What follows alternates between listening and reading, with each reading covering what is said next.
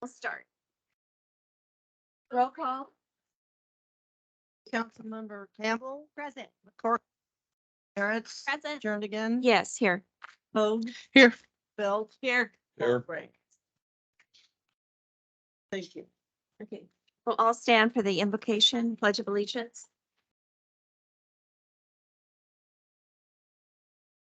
We do the pledge of allegiance first. No, we do the invocation. Okay. Oh Lord, thank you for allowing us to gather here. Please enable us to make good decisions and good calls for our city and bless our city and our county. Amen. I pledge allegiance to the flag of the United States of America and to the republic for which it stands, one nation, under God, indivisible, with liberty and justice for all.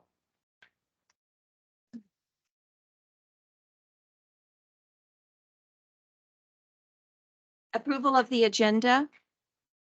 Move to approve. I'll second it. All those in favor of approving the agenda? Councilmember Campbell. Yes. McCorkle. Yes. Merritt. Yes. Hoag, Yes. Belt. Yes. Lundberg. Yes. Thank you. Do we have any conflict of interest tonight? I do. On the home beautification, I am a recipient of that.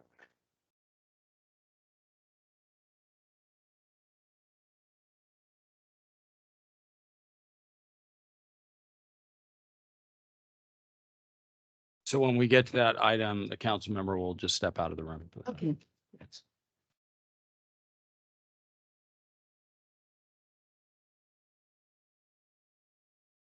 Correspondence, Then, Your Honor. introductions tonight? Do you have anybody? And city attorney parliamentary procedures? Yes. In 1998, the city council adopted a resolution setting forth rules of procedure to govern city council meetings. And so tonight I'll just go over some of those rules. First, the mayor or presiding officer is responsible for the maintenance of order and decorum at all times. No person should be allowed to speak who has not first been recognized by the chair. All questions and remarks should be addressed to the chair. A council member once recognized shall not be interrupted while speaking unless called to order by the presiding officer. The mayor and council members shall accord the utmost courtesy to each other, to city employees, and to the public appearing before the council. No member shall be allowed to speak more than once upon any one subject until every other member choosing to speak thereon shall have spoken. Public members attending council meetings shall observe the same rules of order and decorum applicable to the council. Thank you. As a courtesy to those in attendance, we ask that all cell phones be turned off or set in their silent mode. Public appearance. Persons wishing to address the city council on subjects other than those scheduled are requested to do so at this time. When called by the mayor, please announce your name and address for the record. In order to conduct a timely meeting, a 3-minute time limit per person has been established by Municipal Code Section 2-18. Amendments to the California Government Code Section 54950 prohibits the city council from taking action on a specific item until it appears on the agenda. Hi. Hi, Your name and address? my name is Davis Holbert and it's on 421 Palm Way. Uh-huh. I'm having a problem with Adrian, the inspector. Mhm. He's written me up 3 times for pretty much the same thing. I fix it and he writes me up again. The house was built in 1898 and he says it's decrepit. And I said, well, it's 125 years old, you know, what do you expect? It does need paint. I admit that. Mhm. We're both handicapped seniors and I'm on disability. I only got a certain amount of income. So I tell him I do a little bit as I can. I said, you've Right. noticed. My next agenda was to paint it, but like he wrote down stuff down here at the bottom and you can't read it. And then he gave me a $3,000 fine. Well, he won't even call me to tell me what it is on both tickets. Rick, can you Yeah, take your, Madam Mayor, members of the council, I'll research this first thing tomorrow morning okay. and I'll be in contact with Mr. Holbert. I gave him my business card, so if you'll send me, do you have access to email? Yeah. I'm not good at it. but Okay, yeah. well, I can, leave me your phone number Okay. and I will get a hold of you first thing tomorrow. He's wrote me up for some stupid stuff. Like I can't have a fish smoker. I go, what? And then he wrote me up I can't have the wood for the fish smoker. It was built with a basement. You can't have a basement. You can't have grass in the backyard. And I'm like, dude, what? You know, some of it's really ludicrous that he's written me up for. And I got an enclosed porch and I had a refrigerator on there, but when we were out on the porch drinking, and he wrote me up for the stuff that's on the porch because you can see it's from the street. Like, and then he said, I can't have my chairs that we sit and like watch the lightning or watch the cars go by. He said, I can't have chairs on the porch. Mr. Holden, here's- Okay. If you'll give me. Thank you guys very Oh, much. thank you. Sure. Thank you for coming out. Thank you guys. very Thank you. Thank you. Thank you for coming in. Judy. I'm Judy Thornton, 1835 South Drive, Mojave Valley, and I'm with Needles Tourism. We have 3 events coming up. We have a Route 66 International Film Festival on January 21st at the El Garces from 5 to 8. We will have approximately 15 independent short films. Entry or admission is complimentary, but there is limited seating. So we're hoping that we get a lot of people down there. We were supposed to have a children's venue also, but because of COVID, the children's films weren't available or weren't done. So we only have the adult films. Not really adult films, but films for adults. Oh. Have to be careful as a man. We have a Route 66 info fair on February 11th. We did it last year. We have right now about 15 vendors, and we're going to have some of our Route 66 vendors do presentations during the day. So we expect that to be even more successful than it was last year. The rodeo is March 31st and April 1st at the rodeo grounds. We have received word that we can go ahead with the rail cams. So that's very exciting. They'll do 2 cams. I believe they'll be on the 2nd floor up where the loggia is. And those are so popular and they've had a lot of requests to do needles. So we're real excited about that. We have up to 100 visitors a week now at the museum, which is really serving as a visitor center. So we're really excited about the uptick in visitors there. GoMad is one of the biggest travel sites. We had a travel writer here in October. We ended up in GoMad, which is an international publication, and this week we're on the front page. So we can't ask for a whole lot more than that. Oh, that's all. The other ones were. Thank you. That's it. You're welcome. Okay. Interview and possible appointments to the Planning Commission, Board of Public Utilities, Parks and Recreation, Cemetery Advisory, and the Housing Authority.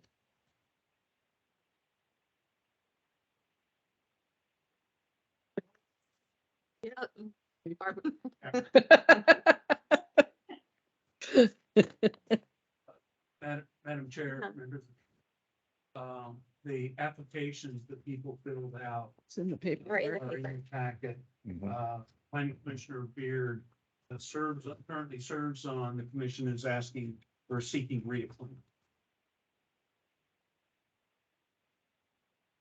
Honorable Mayor, members of the City Council, Barbara Beard, 213 Safari, and I'm seeking reappointment. Thank you very much. I've totally enjoyed the position for the last 4 years, and I think I'm pretty strong to go ahead for another 4. We'll see what God thinks about that, but I think I'm okay with that. I've learned a great deal, and Patrick, thanks to Patrick, taking us to a conference, me to a conference. I'm the only one that went or could go. Several weeks ago or a couple of months back. It was extremely educational. It was exciting, and I really enjoyed it. And hopefully there will be many more. And thank you very much. Thank you. Do you have any you. questions for me?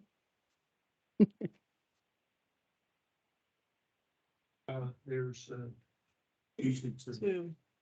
Two seats. Good evening. My name is Tamara Kissel, and I'm up for reinstatement for the Housing Authority Board. Bear with me, I'm not a good speaker in public. Oh, no. I've been with the board for several years. I think it's close to 15. I tried to find out today, but nobody knew exactly Oh. how long I've been on there. But I enjoy being on the board and I help out a lot with a lot of things there. And what was your favorite thing to do while you were on the board? I mean, what do you think as a board you really contributed to? Well, I live there in housing. Oh, you do? So I give a lot of input to what goes on there and the people that live there and what they say and Oh, okay. what's going on there. Well, thank you. Yes. Do you, because I know you're looking for reappointment, so, moving forward, the mandatory meetings that are supposed to be going on, do you have a problem making those? No, No? Okay. I hardly ever miss a meeting unless I'm sick. Any other question? Thank you. Bob?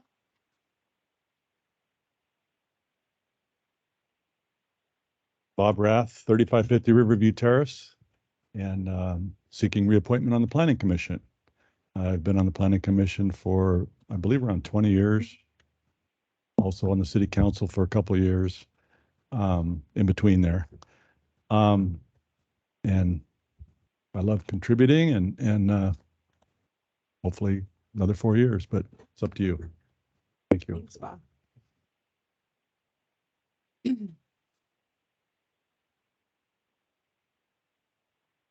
Oh. Hi, I'm Pam Frost. I live at 412 D Street. And I'm new to Needles, and I just have this awful problem with the utility bills that's been going on lately. Oh. Am I in the rock section? In the I have to wrong wait? one. We're right now, Oh, wait. we're doing the appointments to the Okay. commissions. Okay, so, I'll wait. Yeah. She missed the public Yeah, comment. she missed the public hearing.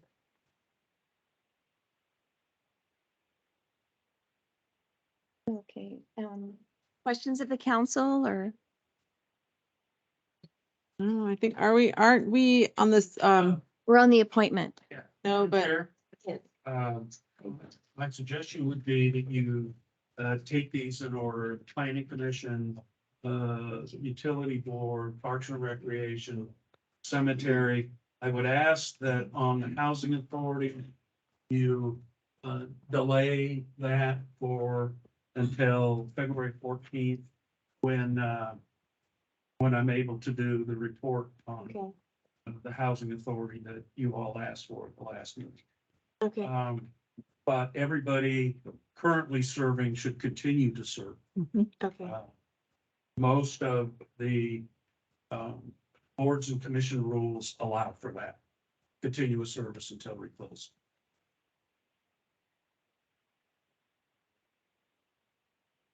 so, Going one by one. so I can move. We're gonna go one- table? So I'm going to move to table the housing authority until February 14th, and then we can go forward. I'll second that.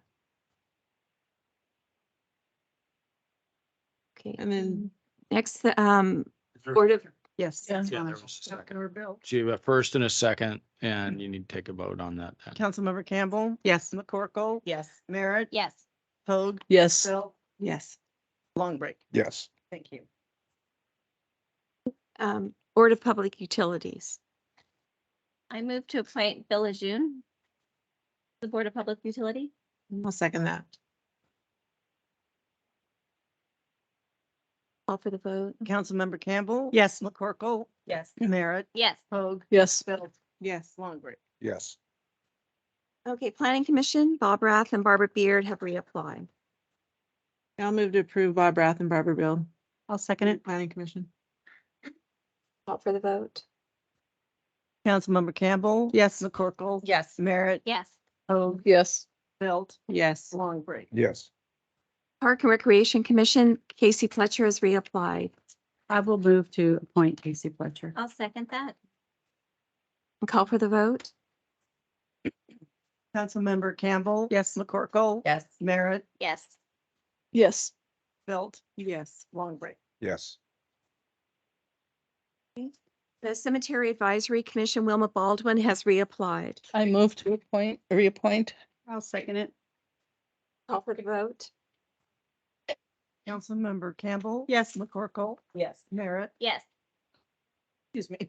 Oh, yes. Belt. Yes. Longbridge. Yes. Public hearing. Notice to consider request from Mr. Michael West for approval of a tentative track map number 20478 located in the CRR Commercial Residential Resort Zone located at 429 North K Street, Needles. APN 0185-058-15-000, 0185-067-15000, 0660-307-13000, 0185-06720-0000, 0185-109-4800000, and 0186-02101-000. This has been continued to January 24th. Madam Mayor, the planning commission is taking this matter up on the 18th. So it will come to you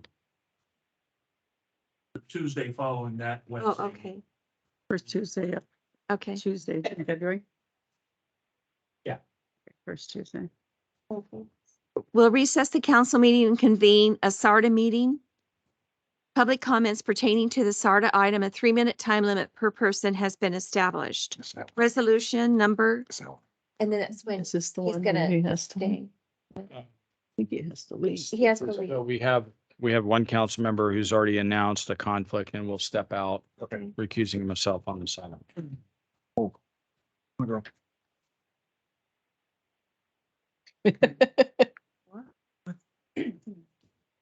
Tender has to go too. Back and ride the exercise bike. I know she don't. Resolution number 01-10-2023-SARTA, approving amendments to the policies for the implementation and administration of the Neighborhood Beautification Program and approving certain related actions. Staff report? Madam Chair, the city council approved the use of some housing funds left over from the former redevelopment agency to use for assisting low and moderate income homeowners with home improvements, such as if they need a new roof, new paint job, new porch, new front yard landscaping, but weatherization, things like that. And the council, we've qualified 13 families of low and moderate income homeowners to receive that program. We've completed a couple of them. The others are in process. But we came into a bit of a problem that I want the council's authorization of. And that is, we had one house that part of the 20,000 was to go to re-roof new shingles, for example. And what the roofer found was that it needed a new brace underneath. So in that case, it was 22,000. At the same time, one of the other projects came in actual at 18,000. And we just want the authorization to move money from one to the other. And I wanted to give council's approval to levelize those costs. Questions of the council? Anybody have questions? Do we have any public comments regarding this? If not, public comments will be closed. And then council action. I will move to approve the transfer of money. I'll second that. Roll call. Councilmember Campbell. Yes. McCorkle. Yes. Merritt. Yes. Mayor Jernigan, you vote on SARTA. Yes. Vogue. Yes. Belt. Yes. Madam Mayor, Since you had one individual that wanted to speak during public comment and missed it, you might want to consider, you could open it up at this time. Okay. We'll open public comments pertaining to council items. Did you want to come up and speak about?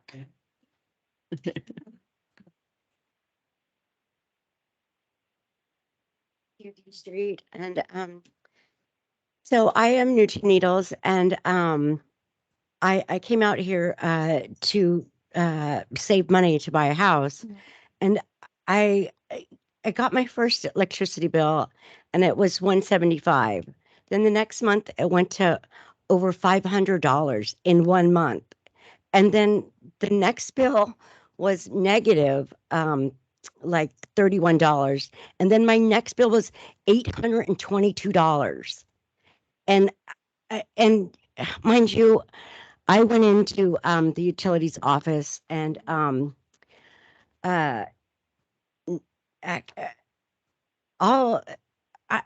was actually kind of shocked about the way I was treated in the office, not by Rick, but by everybody else in the office was very, very, I mean, I was in tears because I couldn't believe that this bill was over $500. That was absolutely insane. I mean, I'm not a drug dealer. I didn't just all of a sudden, spike my electricity up. I live by myself, one person. I'm very frugal with everything. Like I save my water. I, put it to, to water my plants. Everything. And I don't run to the TV during the day. I didn't, I don't use the dryer. I didn't use the dryer. I hung my clothes outside. And so everybody in the office kept telling me, oh, we'll just get on payment plan.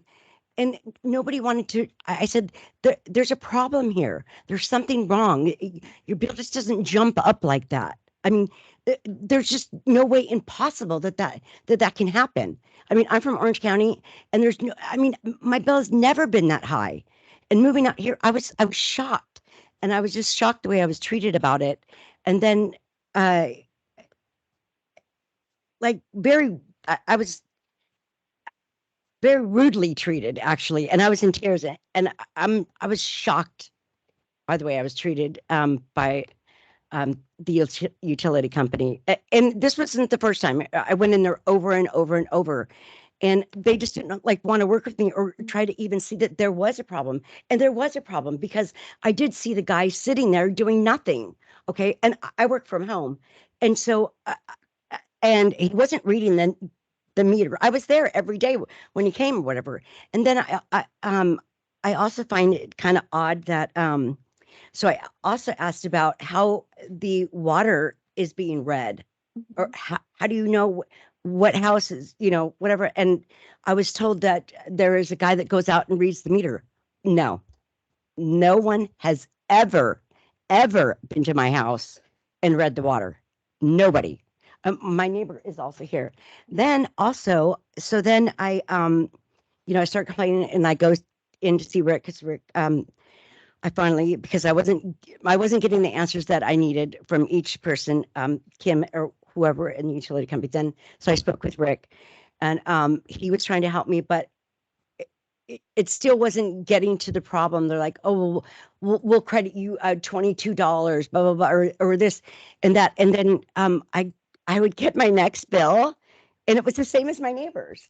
And I was like, well, that's odd. So now people are making up whatever they're going to charge you on utilities. I live by myself. She's a family of 4. How can we have the same bill? No way possible. There is no way possible. I mean, I just don't understand it. And then another thing I was also floored by, the basic fee for utilities here is $154 before any of your services even being used. $154. This is a low income community. I don't know how anybody else is surviving here. I mean, I'm shocked. $154 before anything's even being used in your house. How is that possible? Nowhere I've ever lived have I ever been charged $154 basic fee. It's So- unbelievable to me. Under the, I'm coun- shocked. under the council rules, it's 3 minutes It's per 3 speaker. minutes. So. Oh, I'm uh, sorry. you're- Yeah. you're- Sorry, So, that's my and first then time. City manager. Yeah, Madam Mayor, I've distributed some information, but I will write this up in a note tomorrow. Okay, thank you. So that's. Is that's Ms. it? Frost aware of the credit or? Yeah, we've credited her, this was part of the. Part of the The problem. Meter reading So, problem, yeah. When it went normal, and then it went down to Right. negative, and then it went. No, sir. We, We have the bill in front of us. I know, but he said it went normal. $509 is not normal. So this is, Negative. this, 30 minutes. yeah, so That's not normal. we have deducted $436 To the misread. per bill. I don't know. But I'll write this up Okay. and get it to you. Thank you. tomorrow morning. Thank you, Rick. Thank you. And that's all I got to say. I mean, Thank you. So Yep. Okay. next- Yeah.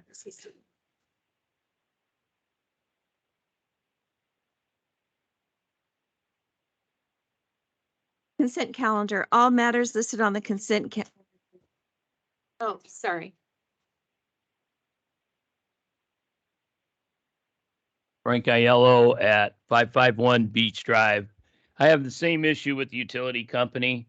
They weren't rude to me. They were extremely nice. They said they would review a year ago's bill.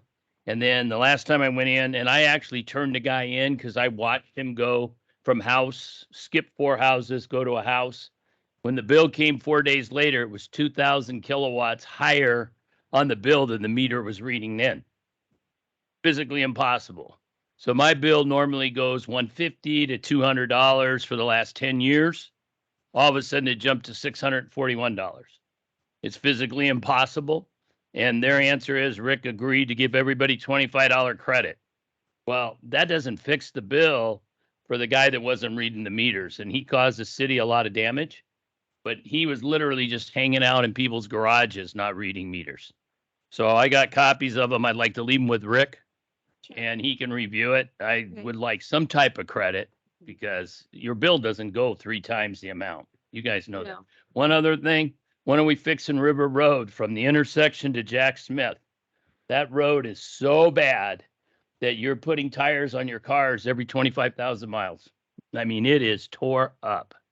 And I know we talked about this in 17 and 18 and it got put on hold. And I know there's a water line that has to be replaced through there. But you know, that investor probably will never end up building for a long time. You know, he's not going to get started. But that road needs a slurry or something. I don't know if you've driven down it recently, Yes. but you look at cars' tires at people that live in Colorado Shores or Verde Shores, and it's chewing them up. Thank you. Thank you. Congratulations. Oh, thank you. Thanks, Frank. Frank, thank you. Consent calendar, all matters listed on the consent calendar are considered to be routine and will be enacted by one motion in the form listed. The mayor or any member of the city council may pull an item from the consent calendar for discussion. Prior to council action, a member of the public may address the city council on matters scheduled on the consent calendar. A 3-minute time limit per person applies. Recommended action, approve items 4 through 5 on the consent calendar by affirmative roll call count. Number 4, approve the warrants registers of December 27th, 2022 and January 10th, 2023. Waive the reading and adopt the resolution 2023-06 proclaiming a local emergency, ratifying the proclamation of a state emergency by executive order N-09-21 and authorizing remote teleconference meetings of the legislative bodies of the city of Needles for the period of January 16th, 2023 through February 15th, 2023 pursuant to the provisions of the Ralph M. Brown Act. End of the consent. And so you vote on these as a group. There's no. So I will individual move staff to report. approve the consent calendar. I'll second that. Roll call? Councilmember Campbell. Yes. McCorkle. Yes. Merritt. Yes. Hoag. Yes. Belt. Yes. Long break. Yes. Thank you. Can I ask, Mr. Pinckney, on the regular items, are each act, are they voted on individually or is it? That's at the correct. end? Yes. That's correct. End of consent, regular items. Review of the economic development program funded by 10% of the tax revenues received from cannabis business. Yes. Staff report. As you may be aware, for about 3 years now, the city has taken 10% of the voter-approved marijuana tax and set it aside for economic development, subject to certain conditions. Ones that have to be for a non-cannabis business. Second is that it has to create at least 2 jobs in these. There's other requirements, public access, it's not for a private club or anything like that. We have done 4 or 5 projects. One was the Hampton Inn, where we assisted them. There was some that got diverted to water asset replacement. There was an improvement to the West Side Chevron, the filter change, Needles Marina, and Ambi Sweet Shop. The latter one caused some difficulties. And that is, it was $12,000 and the business closed in about 2 months. So Patrick and I have been working to try and figure out how we prevent that. So what we are recommending is that the application be modified to include, when you apply for financial assistance for a non-cannabis business, that you prepare a business plan, which tells the council that you've looked at, is there a market for what you're doing? If so, do you know what your costs are gonna be? Do you know how much your rent is gonna be? Do you know how much your utilities are likely to be? And that'll better help in their planning. We would ask for a credit score of the individual asking. We would ask, how many years have you been in operation for a business like this? I mean, let me use the boat storage, which was one of them. How many years you been in the boat storage business? Do you have a track record of management and knowledge? And then the last is that you have, not the last, but that you have operating revenue in the bank for some reasonable period of time. Let me just say 6 months. So that you have prepared for this business venture and you have money to survive, because over half of small business fail within the first year. So the last thing would be that the grant that you are requesting, that it be spread out over in like maybe 6 month Increment. in increments. So it's not a $12,000 right up front. That maybe it is 2,000, well, just what? So. Thousand a month, one. Something like that. So it is, that way it would lessen if a company did fail, and for good reason or bad, Right. that the city's money's not the first spent. So if the council would consider that and then provide direction, Patrick and I will amend the ordinance and add those criteria in to where it becomes part of the requirements for getting one of these grants. So with that, I'm glad to answer any questions. Questions of the council? I have a question. Tana? Wasn't the requirement to be open for 2 years? Wasn't that on there originally when we made this? No, but we're. Yeah, for startup. speaking up. I If thought you there want was a to add that. requirement. I thought there was a. Because what we could do is we could make it a loan Where they have to pay it back. as opposed to a grant. That would be one way to. Then that would be one way to address your concern. But it becomes a loan that is, If you're not open the If you're- period of time. right, Well, then the small bit, I'm sorry. right. Gotta- But in all likelihood, if a company gets a loan or grant and goes under, they're gonna be bankrupt. So it's gonna be different, but that's why phased payments make sense. They do. Henry, did you have? Yeah, I have a question. The phased payments. Will we be allowed to hold the payments back? Or if the business closed, do we still have to pay that? No, we would write the ordinance to where if you're not in business, you're not getting The money. the next Okay. tranche. And I like the loan part. I like that. That's. Yeah, something like what we do with the house, the house. Beautification. We could do something similar to that. I like the loan idea, I like the phase payment idea, but if Okay. it's something similar to, have to qualify, so we require all these. Yeah. Qualifications for that. I didn't realize, I think I was under the same impression as Tana, that there was some sort of 2-year thing, but I might have been thinking of 2 employees.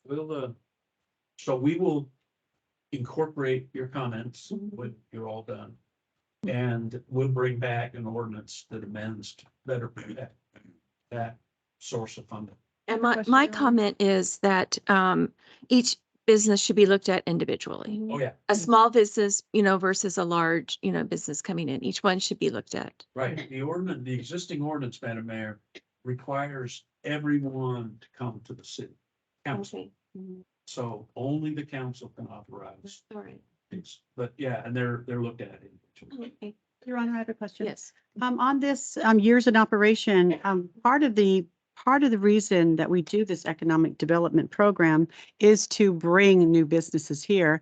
And the possibility that they would have never have been in business before or not have done this and starting a new business in our community is something that we want and we welcome and we've promoted. So locking it down into a years of operation requirement, we could consider it, but I don't think it should be, I personally don't think it should be a requirement because it would knock out anyone that's never been in business before. But going back to the individual. It is, it's individual. Individual things that it would be Address. a business by business decision and not really in concrete on that one.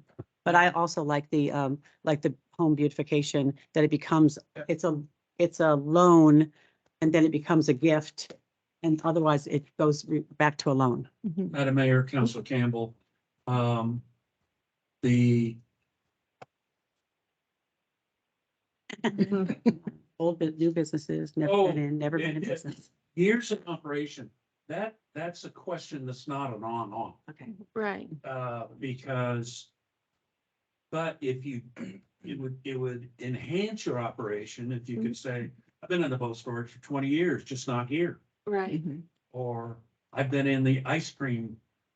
I've owned Baskin and Robbins in 3 different cities. So what we want to gauge is the familiarity that the people have with what they're undertaking.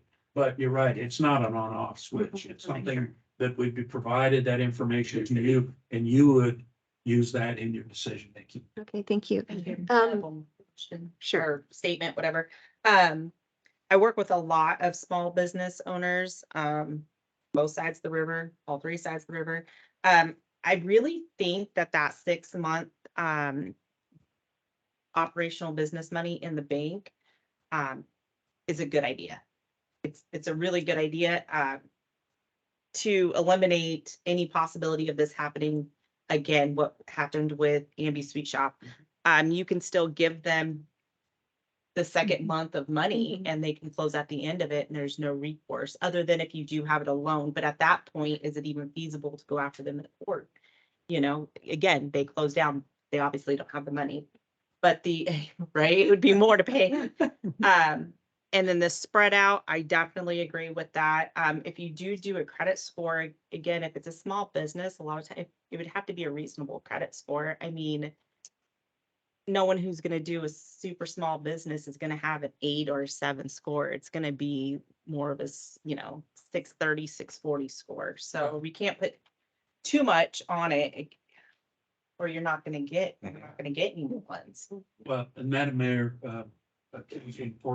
it would be information we would gather and you We would make it, We we would- decide based on put information. that into your decision machine. And that wouldn't set us up for lawsuits or anything by asking one person one thing and approving it based on that, and then asking the next one No, because- something different than not approving it. Well, Madam Mayor, Councilman Porter. What you're gonna do is there's gonna be 8 or 10 criteria. And no two are gonna be the same. So it would be a holistic view of, They're operate, well, and that's where you come back to the business plan. Right. So, any other questions from council? Yeah, Okay. now I forgot what I was. Oh. Okay. I'm getting Rickitis here. Another option that we could throw in there if we're going to put this as a loan scenario is maybe getting somebody to guarantee. So if the business itself doesn't work, perhaps mom and dad or a rich uncle or somebody could guarantee the loan. So if the business fails, then we have recourse against a person to pay us back. And then I do have one question. With Ambi's Sweet Shop, she opened and closed because of flooding. Right, She opened up again and closed. and she closed again. Okay. Yeah. Yeah, so I think she kind of extenuating circumstances was part of that. We'll open up to public comment, Bob. Bob Rath, 3550 Riverview Terrace. 2 points. One, in your business plan request, because you mentioned not wanting the city's funds to be first funds. My thinking is is they let you know what costs they are planning on having to spend, what they need this money for, and that the city be concerned about what percentage of the loan that they're going to be providing, or the money they're going to be providing, is of that total.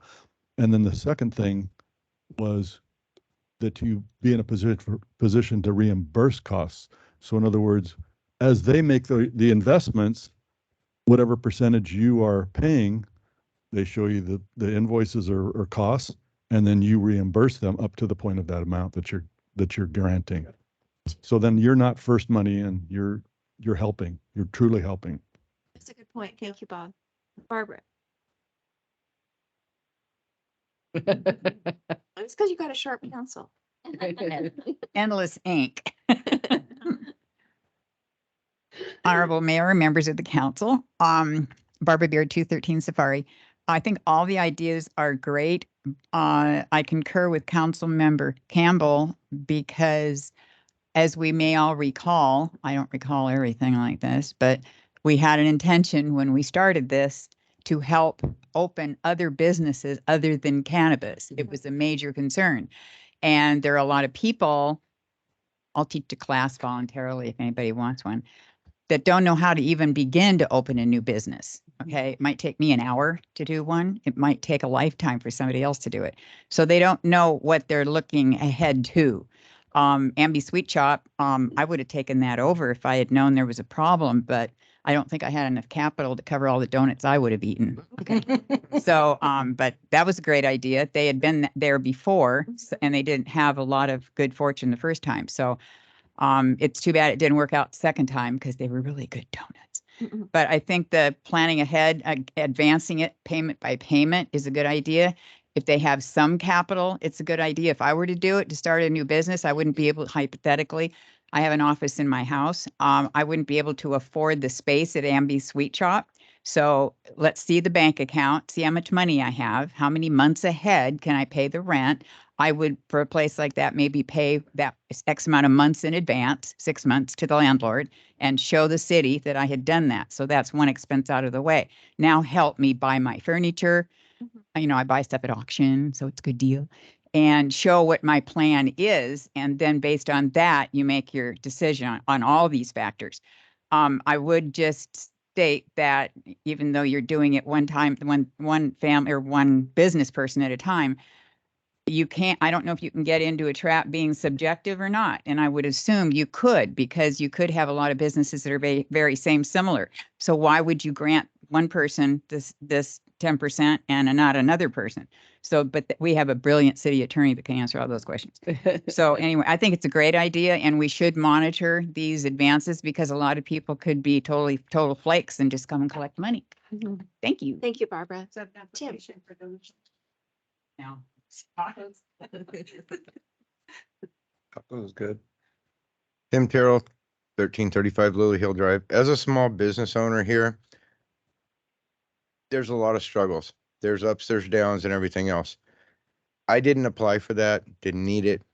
But when we set that up when I was on city council, I thought there was supposed to be some kind of, you have to stay in business for a certain time frame. Apparently it didn't make it in, but that happens. But instead of the Bank of Needles doing loans, have you thought of matching grants to where the city will put up so much to help you, but you have to put up the same amount, and then you have accountability, just like for all the other grants the city goes for. Some are matching, some are 100%. Same with me and my business.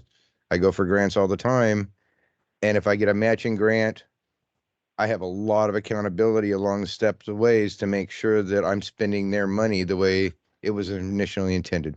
So that might even be an option too, because that way, if we put up 12,000, they had to put up 12,000 as well. Thank you very much. If there's no one else, public comments are Mayor, I'm closed. online. Oh, sorry.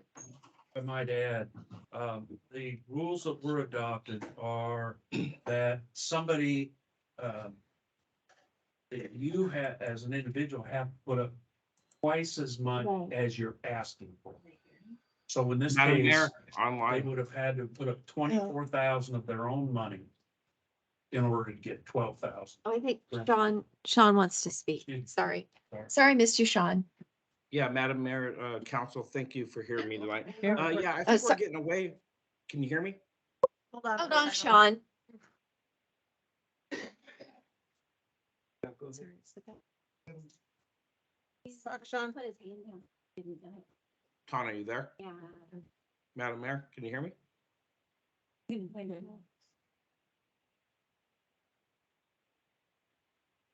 You there?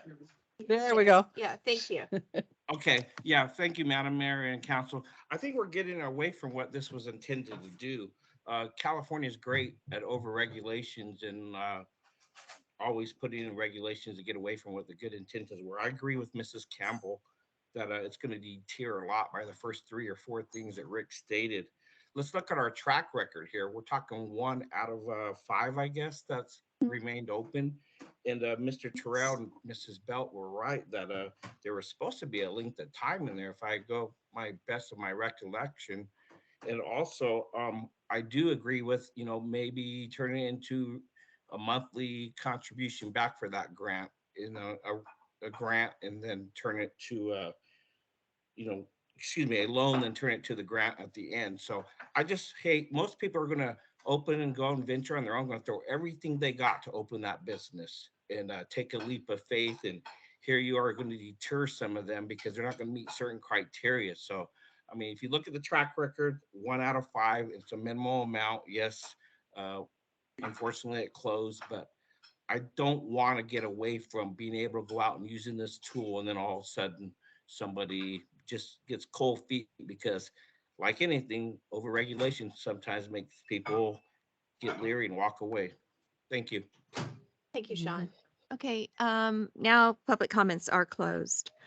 Madam Mayor, would you like me to speak to some of the legal questions that came up? So, obviously, the best thing from a legal standpoint for the city would be to have objective criteria, that you have to meet objective criteria in order to qualify to participate in this program. What would not be allowed would be any type of discrimination that was in violation of public policy or the law. You know, for example, denying somebody based on their ethnicity, their national origin, their race, their language. Those would be obvious examples of what's prohibited. To the extent that you're utilizing objective criteria, you're less likely to be encountering a claim that the denial was based on some improper purpose. An arbitrary and capricious denial of somebody that appears to meet all the objective criteria could be problematic as well. So if somebody, you've got two applicants and they're equally footed in terms of qualifications, and you granted one and denied the other, and it was arbitrary and capricious, that could be problematic as well. And there could be some inference by the person denied that it must have been some based on some reason that was prohibited. So, Okay, thank you. Council action. Madam Mayor, that's why we'll have the city attorney. Oh. Oh, okay. Is this an action? though? So it's an action Well, item. It is. There's no action required, but I just, as long as there's no objections to the list of criteria we talked about, and we took copious notes, and we will take a stab at an ordinance that will come back for public hearing. Okay. Yeah, that's. Yeah. Right, Your Honor, I'm going to move that we direct Rick with John's help to rewrite this in a way that it is not restrictive and kicking someone to the curb, however you want me to say that. But to go ahead and make some changes and bring it back to us, and we'll see if we approve it. I second that. Go ahead and make the changes. Roll call? Councilmember Campbell, Yes. McCorkle, Yes. Merritt, Yes. Hoag. Yes. Belt, Yes. Long Break. Yes. Thank you. Authorize those interested in attending the Lower Colorado River Tour, March 8th through the 10th, 2023, using funds from the All-American Canal and Water Department accounts. Yes, Madam So- Mayor, members of the council, the Water Education Foundation organizes a tour of the Lower Colorado River, which means everything south of Lake Powell. And it is some by bus, some by boat. For example, going through the gorge, downriver from here is by boat. You will visit all of the dams, understand the purpose, the cost. Some are for flood control, others are for water diversion. It's an incredible tour that I can safely suggest you'll never look at the river the same again. And you will understand the state, federal, interstate debate that's going on right now. Whereby California or Arizona's taken a 21% cut in water, and California's not been required to take it. It gets back to water rights, but you will get a good primer. You will also visit there's a couple of wetlands projects, but you will see the intake to the LA Canal. The intake to Imperial Irrigation, Palo Verde Irrigation District. Those are really fascinating. So any who can, I would encourage you to, but if you can't make it this year, they do this every year. Okay. And like I said, Utility Board Member Brown is, and I know a number of you have, and there's no lengthy walking. But the value in that statement is lengthy is different to you than me. But it is going to be, you'll be amazed. So, an appropriate action would be anybody interested, raise your hand, and then motion to approve those. Anybody interested? A motion to approve those attending? I'll move to approve. I'll move to approve any, those of us that want to go. Oh, good for you. Joanne, Henry, and I have a question. Yes. It's 3 days, so are you gone for 3 days or do you come home every No, no, night? You're gone. You're You're gone. gone you'll for 3 start days. in Las Vegas. Okay, You'll go to Lake Mead. And one of the exciting parts is you gotta go down in the bottom of I know, that's. the Hoover Dam. That's where you're sleeping. Yeah. Do we have to bring our own tents? And then I think where the first night stay is. So you go to, first Havasu, Havasu and then IE, Okay. and then you come home the following. day. Coachella. So it's Okay. broken up and you go to the Salton Sea and understand the issues of the sea. I used to swim there. And they take us on a bus, correct? Yes, bus. We'll probably get more details. Okay, We'll call for the. still interested. So are we gonna call for the vote then on this, or is there, okay, call for the vote? Campbell. Yes. I'll second. Thank you. Um, There was a second. roll call? Councilmember Campbell. Yes. McCorkle. Yes. Merritt. Yes. Hoag. Yes, Belt. Yes. Long break. Yes. Thank you. Adopt resolution number 2023-01, appointing a primary representative and alternate to the Mojave Desert Air Quality Management District, MDA QMD. Okay. Staff report. Madam Mayor, the Mojave Desert Air Quality Management District is a board made up of city elected officials that implement state California Air Resources Board requirements. They also fund air quality improvement projects. They meet monthly in Victorville. The city's representative will receive $100 stipend per meeting. Mileage plus, because of our distance, the air district will provide a hotel the night before. So if anybody has an interest in air quality issues, this is the place to be. So, Madam Chair, the council needs to appoint a representative and an alternate. Okay, council, action or? Yes. Can we ask who's interested in that? Who's Yeah, interested? I'm interested in it. Okay, you both Henry? want to do that? Jamie wants to do it and Henry wants So to do it. who's, I can, oh, who's the primary representative? So we need the primary representative and I'll be the primary. Jamie? Okay, and then Henry will be the alternate. Okay. So do we ask for a vote on that? Yes, because Yeah, yeah. it is, I'll move to approve Jamie and Henry as primary and alternate Right. for the air quality. Okay, There's a second? is there a second? Oh, second, I second. Thank you. Roll call. Councilmember Campbell.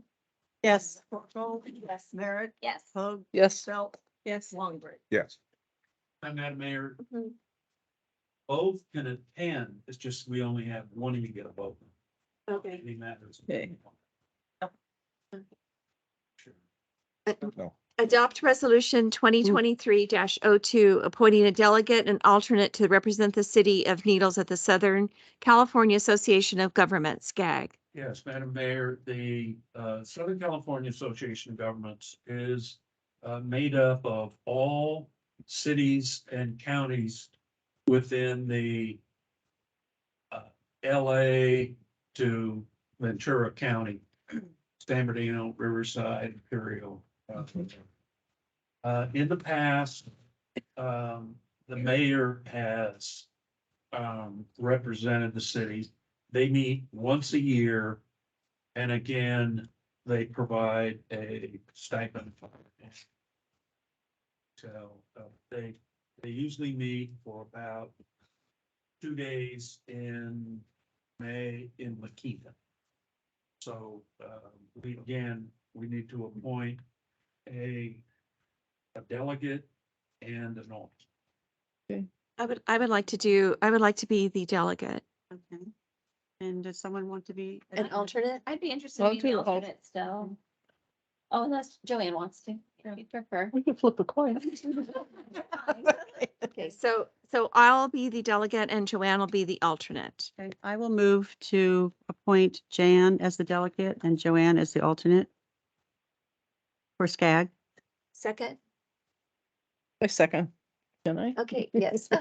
And roll call?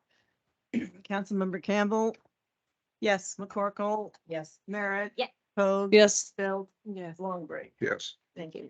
Adopt resolution number 2023-03, appointing a City of Needles representative and alternate to the San Bernardino County Transportation Authority, SBCTA. Madam Chair, the SBCTA is a very important body. The federal government dumps billions of dollars of transportation funds on California's table. Caltrans distributes that out to the 8 districts of California. So hundreds of millions get dumped on a table in LA, not literally, but the SBCTA decides which transportation projects are more meritorious than others and make allocations of those monies. So they decide whether a new interchange gets built or the Green Line rapid rail transit gets extended. Out of the SBCTA funding came all the money that that Dr. Padgett was able to get for Needles Highway over the last 10 years.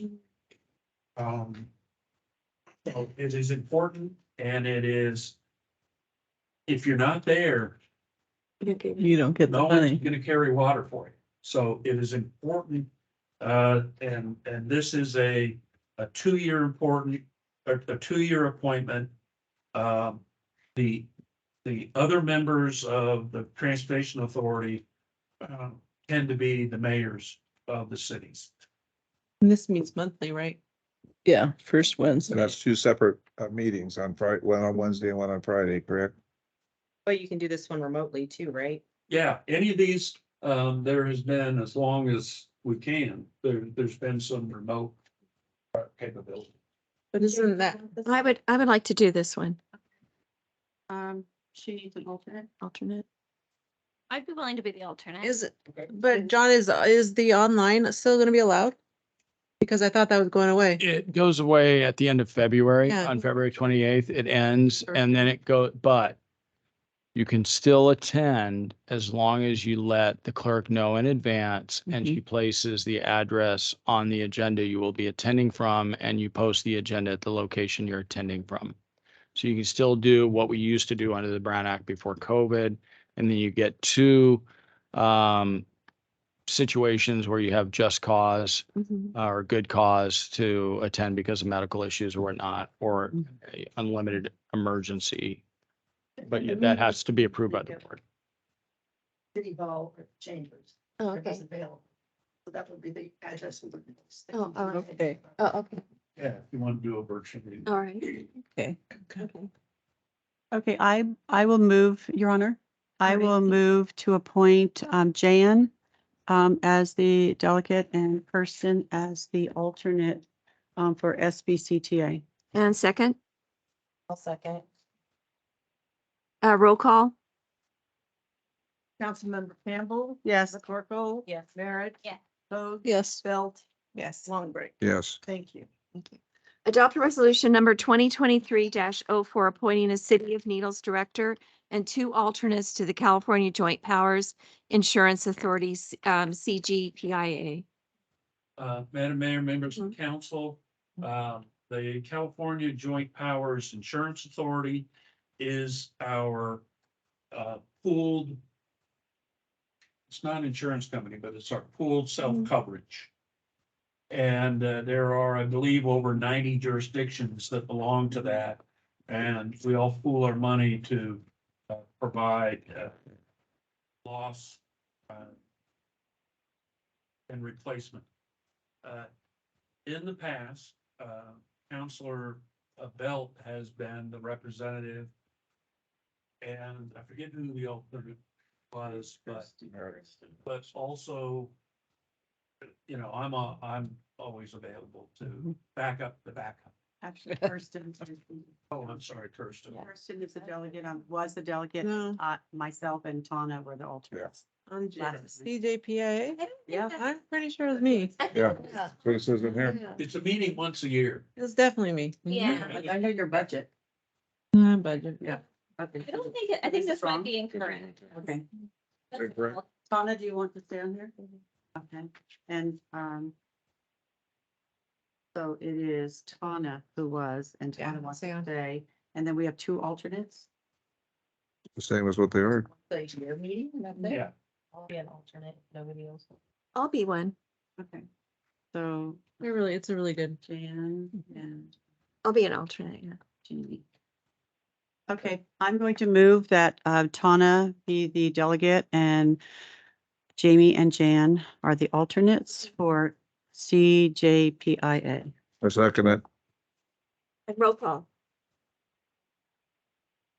Councilmember Campbell, Yes. Corkle, Yeah. Get Merritt, it done. At least we know. Yes. So, Yes. Long Break. Yes. Okay, thank you. Adopt resolution number 2023-05, appointing the primary delegate and an alternate to the Mojave Desert Mountain Integrated Waste Joint Powers Authority Board, who will also serve as the delegate and alternate to the Solid Waste Advisory Task Force, SWAT. Yes, Madam Mayor, members of council, this is um, a joint powers authority that deals with recycling and waste management issues. They have provided funding for the city for the cleanup of the illegal dump that we had along the railroad tracks down off of Smith Road. They provide about $5,000 last year for recycling containers.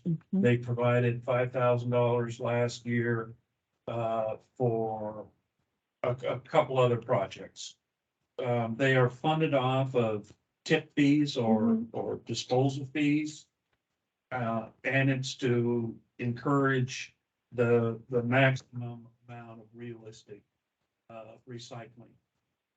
In this upcoming year, they're gonna need to deal with organics, increasing organics recovery or composting, anything green waste. And in the past year, 2 years, Ellen Campbell has been the representative. So council needs to appoint a representative. Alternate. Just stay on as a representative on this one. I'm sorry, what did you say, Ellen? I would like to stay on. wants as to stay on representative. as the representative. I'd like to be alternate. Okay. All right. I'll move to appoint Ellen as the representative and Jan as the, No, Joanne. I'm sorry, the different, wrong ones. You're sitting together there. It's a J. It's between Jason. J, Jesus. Okay. Okay. Okay, second. I'll second it. Roll call. Councilmember Campbell. Yes. McCorkle. Yes. Merritt. Yes. Pogue. Yes. Belt. Yes. Long Break. Yes. Assign members to the Budget Committee for the FY 2024 budget. Madam Mayor, members of the council, the council has historically had a budget committee, which is a subcommittee of the council. They review early drafts and provide guidance on the development of, in this case, the mid-year budget followed by the annual operating budget. Although this year we're gonna do a 2-year budget. In the past, in 2023, Councilor Bell, Councilor Merritt, and former Mayor Jeff Williams were on the budget committee. So the council needs to appoint, you can't have any more than 3. I would like, I would like to be on this one. I'm staying on. I'd like to stay on it this time. Okay. I will move to appoint Me. Jan, Kirsten, and Tana to the Budget Second. Committee. Joanne seconded. Roll call. Councilmember Campbell. Yes. McCorkle. Yes. Merritt. Yes. Pogue. Yes. Belt. All that. Long Break. Fast. Development Management Group, Inc.'s Economic Investment Marketing and Branding Strategic Plan 2022 to 2025 and Grocery Store Recruitment Update. Mr. Michael Bracken. Madam Mayor, members of the council, the city has utilized the consulting services of Development Management Group to assist it in economic development. Recently, the council reviewed and the economic development strategic plan for the next 5 years. And in that, the council identified that there were 4 types of businesses that the city was going to recruit. One is residential development. We need housing. It's a terrible shortage, and all kinds of housing, whether it be new, rehab, infill, single family, multifamily, whatever. The second pillar is retail and restaurants that we would recruit. We would target retail and restaurants. The third is industrial development. And before you began visualizing tall smokestacks, we're looking at high energy using manufacturing. For example, plastic injection molding, things like that. Because what you do in economic development in industries is you look at who can use your assets. And our assets are some of the lowest power rates in California. So that's a selling point. The last category is pillar is hospitality and tourism. So we have developed a marketing plan. We have, with Mr. Bracken's help, have been helping it or having that develop. One of the things that we did, because I'm sure the most frequent question you had on a campaign trail was where's the Grocery store. So through Mr. Bracken, we hired a firm that grocery stores use to determine if they're going to enter a market.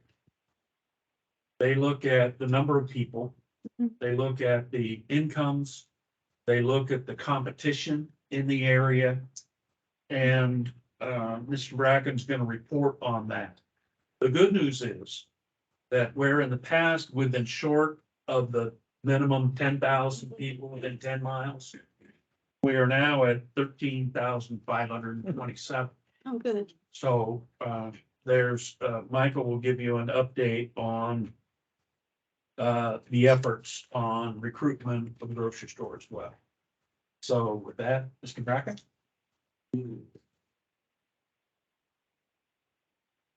Michael.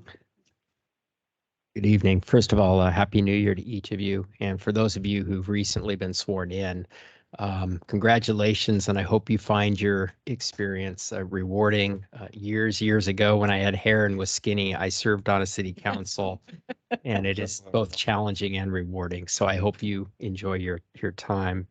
So go to the next one.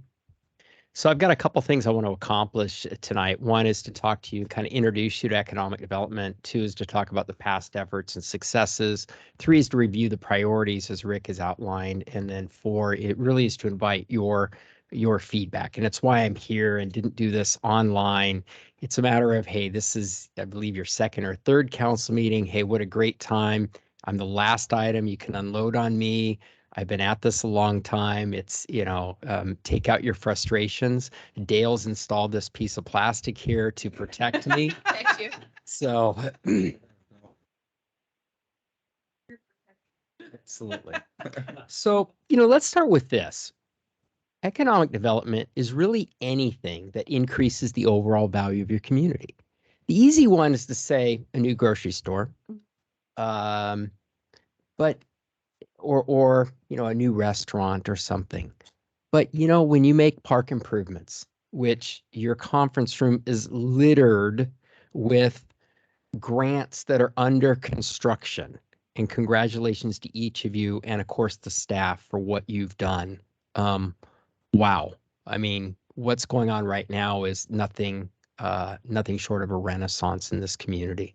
So, but economic development can be a new church. It can be a new homeless shelter. It's anything that increases kind of that overall wealth, and wealth really is defined as quality of life. So, look, I've been in this economic development stuff, if you want to call it, for 30 years. And what I've realized is the best communities, the communities that have the most success, are the ones that plan their work and work their plan. You outline, okay, what do you want to be? So I'll throw the example out there from 7 or 8 years ago when Rick arrived. There were 2 things the city at that point wanted. Now, remember, at that point, Bashas' was here, but they had announced. Okay. There were 2 things that Rick said were the priorities. One was a replacement grocery store. And 2 was an interior entrance hotel. All right. The interior entrance hotel is now here, so I can go home. My work is done. Is that correct, Rick? I didn't think so. All right. But we got to get the grocery store. So, so what we've tried to then do is put a plan together, which some of you have seen. It'll get to the rest of you, and it'll hopefully be up for consideration and adoption because it'll guide all of your efforts that are really within those groups that Rick described: retail, housing, tourism, and industrial development. Industrial development, which you've actually hit a grand slam on in the last 5 years, because the cannabis industry is industrial development. And by the way, there's a lot of communities that wish they would have had the success you have had relative to the job creation and the tax revenue, not just your cannabis tax, but remember, all these folks are also subject to property tax, and your tax base has increased as a result. Now, the one thing I got out of tonight that I did not know before is that you want a specific focus under tourism of adult films. Is that? See, I do listen. Yes. Rick, would you tell my wife I do listen? Just Judy. She left the kids out. All right, so let's go to the next one. So the successes that you have had as a community, and sometimes you have to go back and when I first came up here, when Rick was brought in and drove around, we talked about 1970. We talked about 1965. We talked about the railroad. We talked about the economic deterioration, the tax base leaving. And the unfortunate reality is it doesn't rebuild itself overnight. You wish it did. I mean, I was joking with the mayor before the meeting that it takes 20 years to become an overnight success. And there's something to that. So relative to that, you should applaud the efforts that you have done, which is AutoZone going into Needles Town Center and new ownership at Needles Town Center that is putting money into the center, and they are actively working with tenants as well, and we'll talk about that. The Dollar General that was built, no, it's not a grocery store. I know that, but it's something, and it's economic investment. And nothing breeds economic investment like economic investment, because as long as the retailers aren't listening in, and I know it's a public meeting, but they're lemmings, they all follow each other. So once somebody's had some success somewhere, they tend to all follow. And then certainly the hotel, which I could write a book over chasing Sharad Kadakia to get that done. And Rick's aware of what that book is about. All right, let's go to the next slide. And this is where the plastic comes in.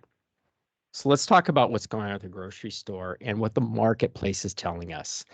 Some of you have had the opportunity to attend retail recruitment events with me. And so I've spoken with dozens of developers and brokers and retailers directly. And without getting into the weeds completely, there's various people that have a part in bringing a grocery store to community. Well, one, of course, is a property owner, whether it's a building or a piece of land. Two is a city who wants it. We have that. Third is a broker. Brokers typically represent the building or land. Fourth is the grocer itself. And sometimes it's a developer to build the building that the grocer is going to go into. And I'll use Dollar General for an example. Gentleman named Josh Simon out of Arizona, Simon Development, bought that land, built that building. He leases that building to Dollar General. Dollar General owns almost none of their own real estate, and he leases it to them. So he's the developer and built it for them as a tenant. So there's all these kind of people there. All this to say, we have met with dozens, and some of you have been in on, Councilmember Campbell, Councilmember Merritt, you've been in on some of these meetings. So I have had very direct communication, and again, I know this is a public record, with Aldi, with Grocery Outlet, with Smart and Final, with Stater Brothers, and with some independents. Couple things about the way a grocery store is going to play out. One, it is likely going to be somebody who already has an investment within the region, within what I call the Colorado River region, right? So, for example, Stater Brothers is not going to send a truck from San Bernardino out to service a store in Needles. Because it isn't cost effective. But, you know, I'll tell you, and I saw it again today, and it happened last time I was here. If I see one more Smart and Final truck go over the bridge and not stop here to fill a store, I'm going to scream. The point is, they already have distribution. Now, Smith's is off the table because they're never coming back into California again. Any of us who are over 50 lived through that experience of Smith's trying to come into California, and it just didn't work for them. I don't think they're coming back anytime soon. But if you look along the region, 140,000 person region, and you look at who else is here, those are your likely targets. And I'm also looking at who's doing things in Blythe because of the 95 corridor. So here's what they're telling us. Right now, the traditional grocery stores and Albertsons, Vaughn's, Safeway in some markets, Raley's in some markets, Stater Brothers, they're off the table. They're not those, what we call the middle class grocery store all growing up. They're just not expanding that much anymore. The next line is to go into the grocery stores that have gone into smaller communities. Smart and Final Extra, if you've ever been in a Smart and Final Extra, it's not Smart and Final. It's a Smart and Final Extra, so it has fresh produce, it has fresh meat. Those are the ones that are expanding. Grocery Outlet certainly has been very aggressive. Aldi has been aggressive in some markets, although financially they've not, and they're publicly traded, they've not done as well as they thought they would in the United States. And there's a couple other, Lidl, if you've heard the name Lidl. Lidl is making its way to the West Coast slowly. But the feedback we're getting is they're focused on markets of 25,000 people and more. That's their sweet spot because they can. Now, we have a way to mitigate that, and that is we have a property owner that is very aggressive.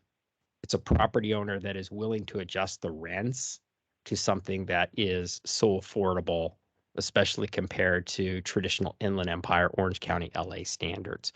And why? Because it's what we call a second or third generation building. It's a building that's been around, and while it's in great condition because it's been maintained, it was built in 1980 dollars, not in 2023 dollars. And so there's an economy to that. And there also are still looking at infill opportunities, and that's where that second and third generation space comes from. We're not going to give up. The building owner has not given up. We even took a flyer in October and went to a grocers conference that happened to be in Palm Springs. That was really focused on manufacturers like bakeries and Coors and those trying to get to the grocers. And we were trying to just invade it to try and get to some of these grocers as well. So that'll continue. But the best thing you can do relative to the grocery store is continue to build the industrial base that's at your doorstep because it's more people. Now, that lends itself to the residential issue, which is right now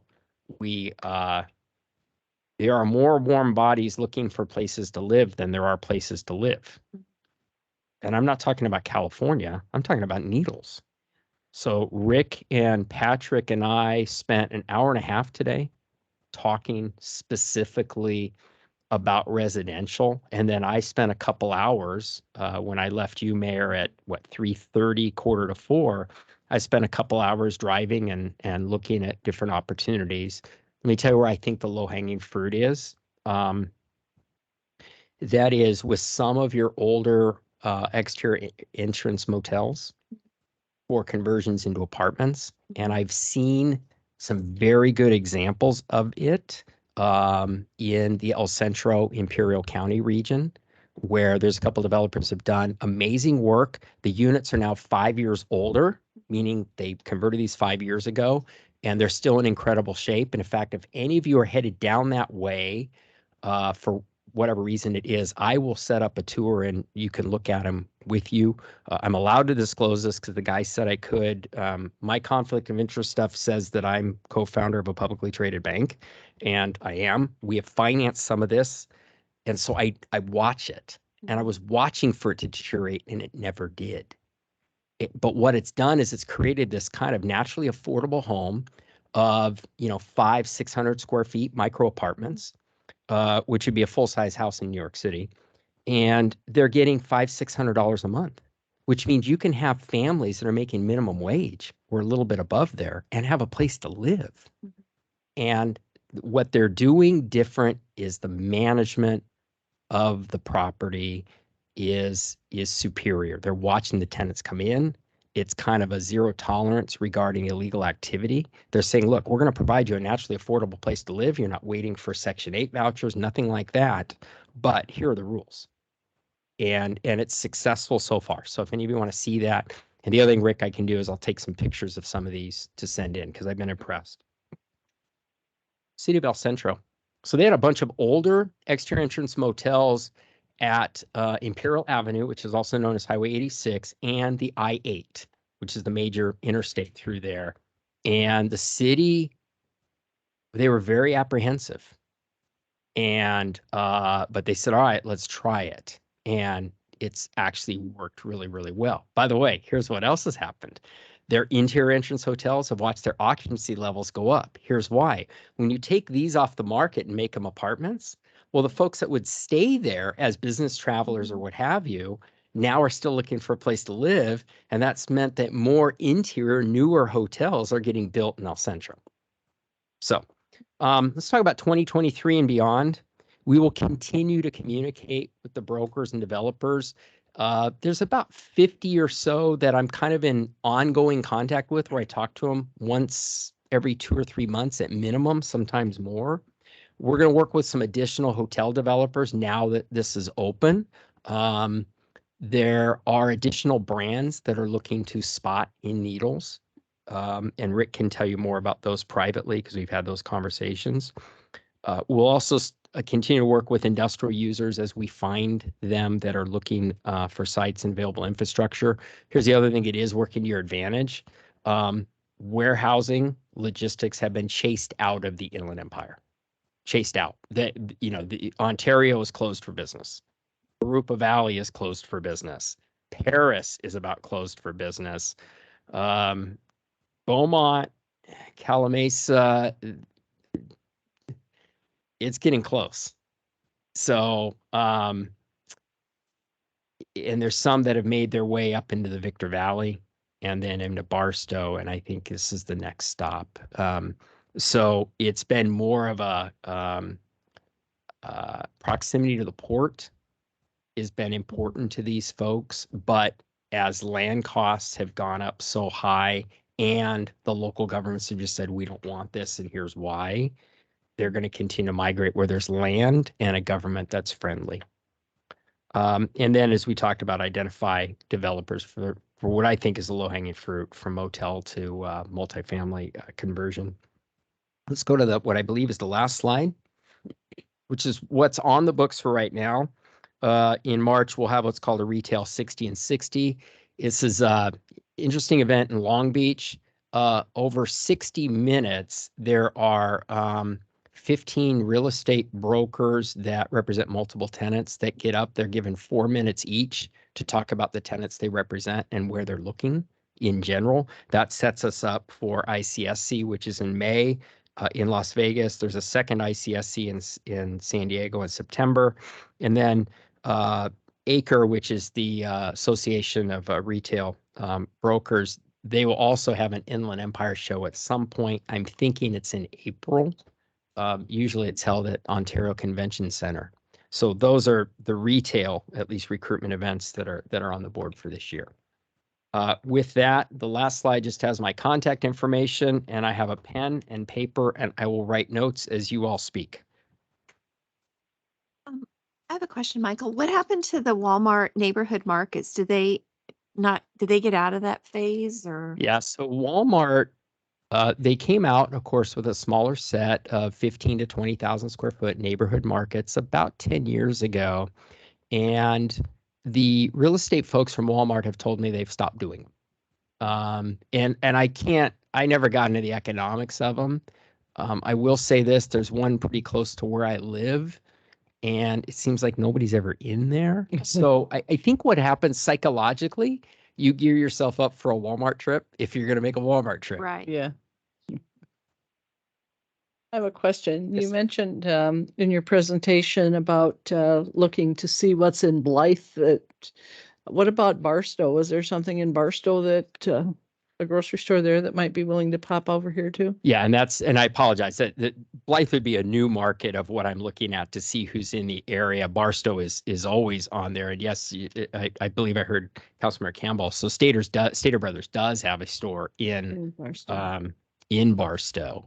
Barstow's retail market they outpunch their weight, if that makes sense, and that has to do with the military presence. They just outpunch their weight. So if they're a town of 20,000, they punch like they're 40,000. It's kind of an interesting, plus the intersection of the I-15 and the 40, and it kind of basically being the halfway point between Las Vegas and, the more populated areas of Southern California. I've done a lot of market analysis over the years for various retailers, and it's a really interesting market to understand because you can't just look at the population. You've got to look at the base. You got to look at what the railroad does there too. There's a ton of logistics in To there. expand. They are. So I have a couple questions. Mm-hmm. Well, one, didn't Smith's buy out Safeway or vice versa here recently? Safeway Yeah, bought Kroger Smith's. bought. Kroger bought Yeah. Safeway Albertsons. Mhm. Yeah, so.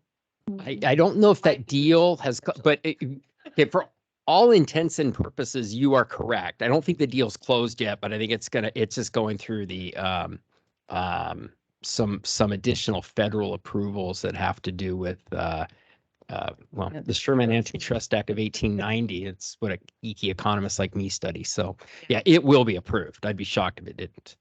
And now would that potentially open up some additional opportunity? Sure. The question then is going to become, will they look at very traditional grocery store market, meaning a Ralph's, a Vons, a Safeway, Albertsons? Are they going to look at a market this size? And our experience thus far has been we've not had very good conversations with what we'll call the traditional grocery stores. We've had good conversations with Smart and Final, with Aldi, with Grocery Outlet that are, they're we'll call them the discounters. They also are ones who are more apt to serve what we'll call a food desert, which is what you are.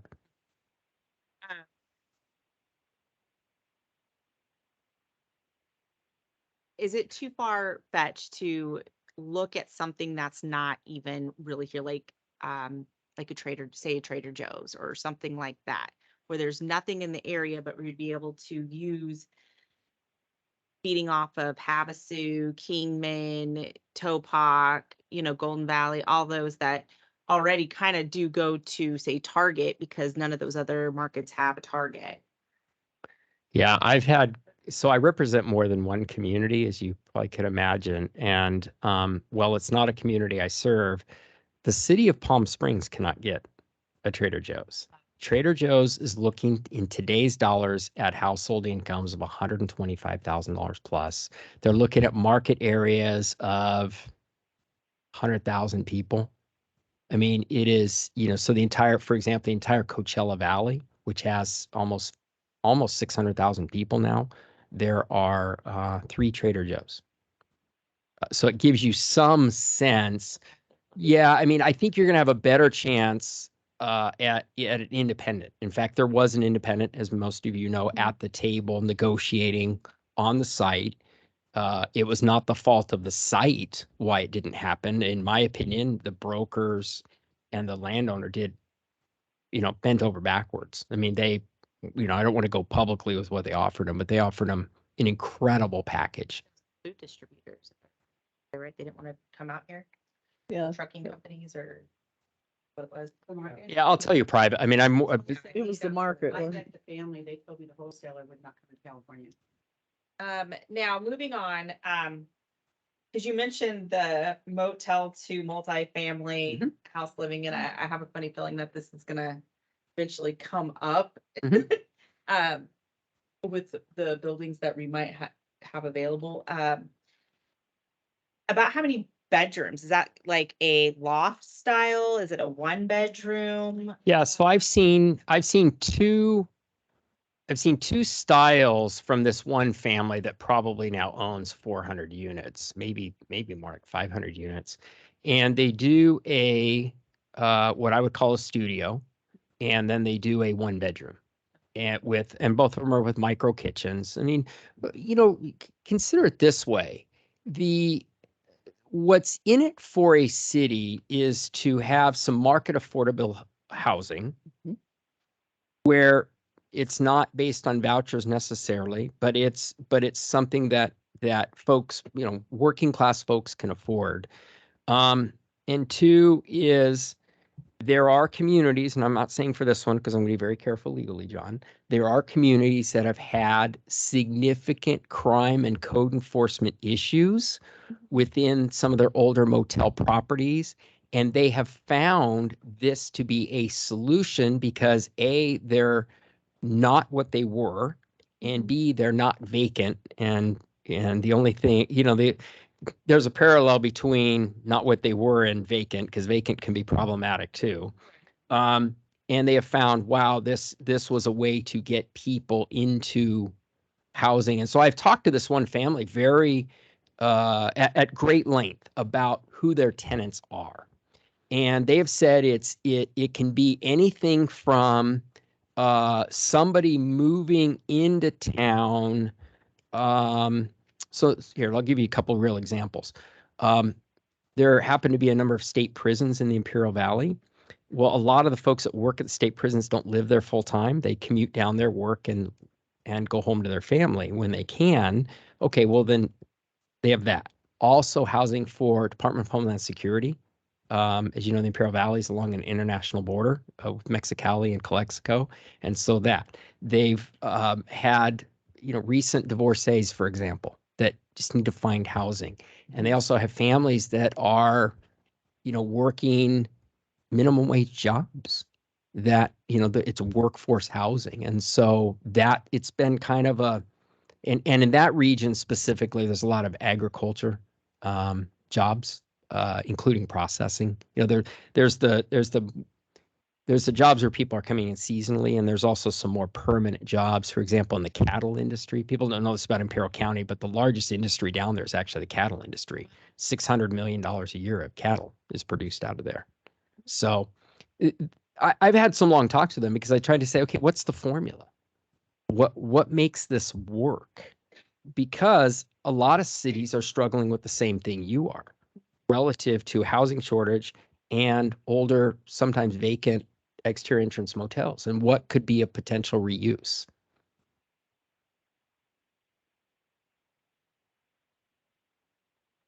It's now open and not up and running completely, but this is going to employ people that possibly aren't here. They've got management that they're bringing in, cannabis people, they have all these facilities going to open up. They need employees. We don't have them here. They're going to come here, but they can't live here. They just can't. Now, you took a tour of Needles today. So you've seen what we have here and what's open, what's not open, and the venue that you are discussing. So do you see a potential here with the properties that we have at Needles? Yeah, I With do. What you're talking about? I do. I'm actually surprised the sheriff didn't chase me out of one, but I was probably parked in one for 45 minutes because I had a little time to kill. And so I was parked in one for about 45 minutes and checking emails and stuff. And it happens to be one very close to the New Hampton Inn, and without giving addresses, but it dawns on me, and that particular one has a little of extra land where you can do a playground and different thing. I mean, you look at it and you say, "Okay, what's the, I know the formula because somebody taught me the formula and I know it's working. So then you start to say, what's the low hanging fruit here? What are those opportunities? Because if we convert this conversation, we start saying, hey, Mike, what's it going to take for us to get brand new $400,000 or $500,000 homes built? It's not a great conversation right now. Because of just the way the market is, especially with the interest rate issue, there's not a lot of developers that are going to make a commitment to build 100, 200 homes a year. So you start to say, well, how do you deal with your current housing problem? And by the way, you do have a couple developers doing some things. And the answer, by the way, right now, Rick, is 4. I went over there today. He's got 4 homes now constructed. These are your new river homes. So there are things happening. It's just never fast enough. I've never met a council that thought the progress was happening fast enough. Say we had a motel that happened to be empty. Mhm. Say we might have. If we did have a motel that was empty, who would be the people that convert that? Would they buy it from the present owners? Would it be new developers coming in to flip this property? Or how does that work? Yeah, so here's how I've seen it. A investor developer puts the property into escrow, some type of a purchase contract. They then come to the city to deal with the zoning portion of it, because if they're going to convert it, they want the ability, the land use entitlements to convert it. So they would then come, that way they can remove some of their risk. And then if the city said, yes, we will allow the zone change or whatever it happens to be, then they would consummate the transaction. They would probably already have their bank behind them for this to close the escrow and then fund the construction. And typically at least the ones that I have worked with, they buy, they rehab, and they hold because they're doing it for cash flow, like any other investor. I have a question. You know, in your cities you represent, I don't think Needles is probably not exclusive to that, is the loss of the small mom and pop shops. I mean, is there an attraction that we could get to make it more viable for us to get that back? Or is it just kind of not going to come back for a while? Or So one of my other clients is SCAG, the Southern California Association of Governments. So Rick, you probably should have told whoever was going to represent them they'd have to deal with me, and they might not have wanted to be on the SCAG deal. And we watched this. I'm one of their what are called their bench economists, and the economy is transforming before our eyes. If we thought Walmart, everybody likes to blame Walmart for destroying the mom and pops. If we thought that, then nobody's met Walmart's big brother. His name's Amazon. I know. I mean, you know, the mom and pops come back when we all quit having Amazon trucks come to our house every day. Yeah. True.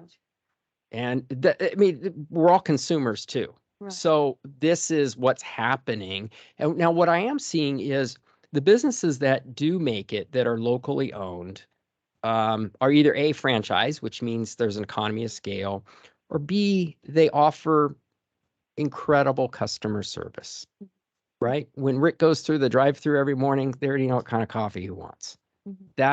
Those are the folks that are going to make it. Yeah. And they're going to always find a niche. I mean, think about the businesses you're a part of. You know, Mayor, you're in the insurance business. It's public information. There are huge insurance companies out there. There are also insurance companies that do everything online where the premiums are cheaper. Right. Well, guess what? You don't get the level of service that you and your team provide. That's why there's a niche. And this is, you know, there's probably municipal law firms where you can get everything online now. Okay. I got an idea. Artificial intelligence, municipal attorneys. All right. But I have a question for you. yes, sir. The trade area defines where a customer lives, how far they're likely to do business.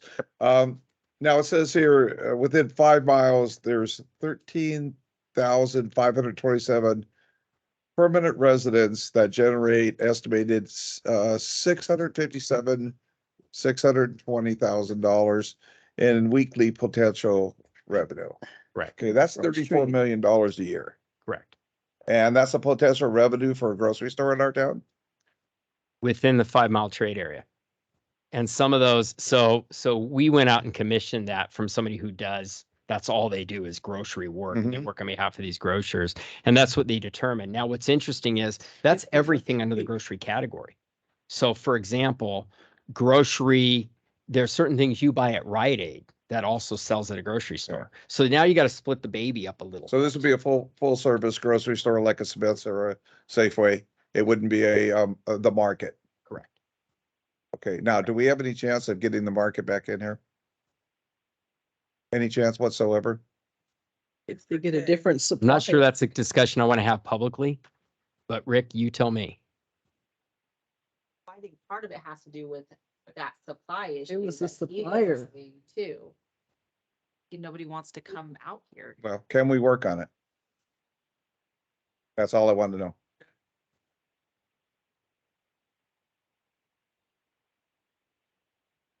Yes. The, Councilor Long, the market that we worked so very hard to get, they weren't gonna be a 35,000 square foot Smith's site. Correct. They were gonna be a 20,000 food, and then they were going to be, the rest of it was gonna be an Ace Hardware. Which is great because Ace Hardware sells things that are sales tax generators. Food is not a sales tax generator, but it is essential commodity. Can we work on it? You bet. And if not, could we get the Ace Hardware? Well, We already have a hardware. I know we already have a hardware store, but I love that. American store. Builder. Okay. One quick question, if I may. Has Winco been on the list? Are they in California? I know they're in Yeah, Arizona. no, they but- are in California. I know a number of stores that they have in California. I have not. I know the broker that represents the property has talked with Winco. I personally have not. If I had, I would tell you that. And not been able to get their interest either, unfortunately. Yeah. But no, Winco has a store. I know they have one in Indio. They also have In one Nevada, they have a in big one. Paris, Yeah. one in Henderson. Yeah, Yeah. it's more of a warehouse and we're probably too small. The Bash's Market. building is probably too small for them. But I liked Winco and When you mentioned Aldi, that kind of surprised me. Are there Aldis around in this part of the country? Because I know back in the Midwest, it's huge. and- yeah. I mean, There's one in like Victorville or like, Hesperia. I mean, if you got an Aldi was anywhere in this tri-state area, No, everybody would build no, into they've, it. there's an Aldi in Palm Desert, California. I mean, they're, the town my family lives in Enid, Oklahoma, there are 4 Aldis. And if you know the Midwest, then Oh, yeah. you understand how that works. Aldi's also known as an Oklahoma stop sign. I mean, So it's very- My friend just loves all these. yes. Thing I wanted to just say, I had asked Rick for some numbers and we're gonna work on it. I know that this is, outside the box because we are a very unique situation here because we are a destination and a tourist place. We cannot count these people in our population or on our census, but we have 15 campgrounds here with a lot of spaces. We have snowbirds that are here solidly. Those spaces are filled every single winter. Every single space in this town is full. And then when they leave, we have all the summer people that come with their boats and every single space is filled all summer long. So we can't count that in our population, but all those people buy groceries. They all matter. Not to mention, you've already put the number out there on our beautiful form that you made us on how many people are on the highway every year that pass us. As soon as we have Starbucks, we can drag them in here. So, but those are people that count, which are outside of the 13,000 in our circumference. We have that population. That's a solid number that should matter in at least in discussion, that we have many more people than our population says, because those, hundreds, I mean, I don't know how many campsites we have, but how many people that represents, not to mention the people that are camping on the beach and. And you bring up a good point, which is, and we actually talked about it briefly today, but I've experienced this because of other business interests. Some people would make the assumption that this is a seasonal tourism market, and it kind of is and kind of isn't. It's two different It's two different people. You have a traditional snowbird that's here right now. And then when it heats up, there are folks that, live in more coastal or inland communities that are river rats. And what happens is the snowbird leaves and the river rat arrives, and the river rat keeps their boat down here and possibly a fifth wheeler that's air conditioned for when they're not playing on the river on the weekends. And I get that. I mean, it is interesting that your overall occupancy of your RV parks, instead of it being, 40, 50% is more like 80 or 90% on an annualized basis. It's as an economist, it's an interesting concept, but it's absolutely true. And it reflects in some of the numbers, but not all of them. Their agency, they're looking at data on the computer. That's like their main Yeah. hyper focused on the household counts, and they focus on the zip codes and how many people are in per zip code. So the only way that they're gonna get out of that one is someone pounding it in their head, hey, we got this. Or it is changing those numbers because they are hyper focused on what they read, not so much. So let me add something there that is helping us now. And as of about 2 years ago, the technology is getting better, and now we subscribe to it. This is the saving grace for what you just spoke of. Okay. I have a subscription through a company called AlphaMap, where I can tell you how many people in the last 30 days, in the last 60 days, whatever you want to know, were at that McDonald's or at Jack in the Box or at AutoZone, right? It's what's called geofencing or geo-tracking. So I am come back. Yeah, no, I'll put somebody. So I'll find out later who you, so AlphaMap is who we use. There's a couple companies that do this. AlphaMap, quite frankly, offered me the best deal, and it's not an inexpensive product is the problem. It's my subscription is $6,000 a year. Oh. It's a lot of money. We are gonna be. You use mine is what you do. You use mine is what you do. So, but what's happened and Councilman, you're absolutely correct. 15, 20, 30 years ago when I got into this, it was 100% relationships. You got people in a car, you showed them what was going on, you wined and dined them. Today, it's all econometrics on an AI screen. And getting through that to talk to them. If they're under a certain age, I can't even get conversations anymore. It's really the old school folks that still understand the relationships are how we're doing this today. And I've said to Rick as often as he'll listen to it, that I'm becoming a dinosaur. I'm not there quite yet, but I'm close, because that world continues to evolve because computers are telling them where to put stores, which is bad. It hurts communities like yours to do it that way. Baseball did the same thing. Wasn't it? And I think Michael's given you all a lot of things about, but we want to continue this conversation. And we'll have Mike back in the future. Plus, I'll make sure you have his number and can have direct conversations. So that concludes this. Thank you, Michael. Thank you. Thank you. Thank you so much for coming. Appreciate it. City Attorney's report. Yes, just briefly, some of the items that we've been working on for the city, include continuing to defend the city in the Rio Buena Vista litigation. Also assisting the city in connection with public contracting matters, assisting the city on Public Records Act requests. One that goes back many years and is quite extensive. In particular, also assisting the city in review of live scans when people apply to work in the cannabis industry. We continue to do that. Working on a real estate matter for the city, providing updates on recent changes in the law. Also providing advice regarding the Brown Act and conflicts of interest. Advising the city on compliance with prevailing wage laws. Assisting the city in enforcing its cannabis business tax. And then as part of the council's directive to clean up needles, we have over 20 cases still pending. We're moving through those on code enforcement and receiverships, and making progress on those. And that number, I say 20, but we've finished some and they've been completed, and then we've moved on to others and working with code enforcement and Patrick and your staff.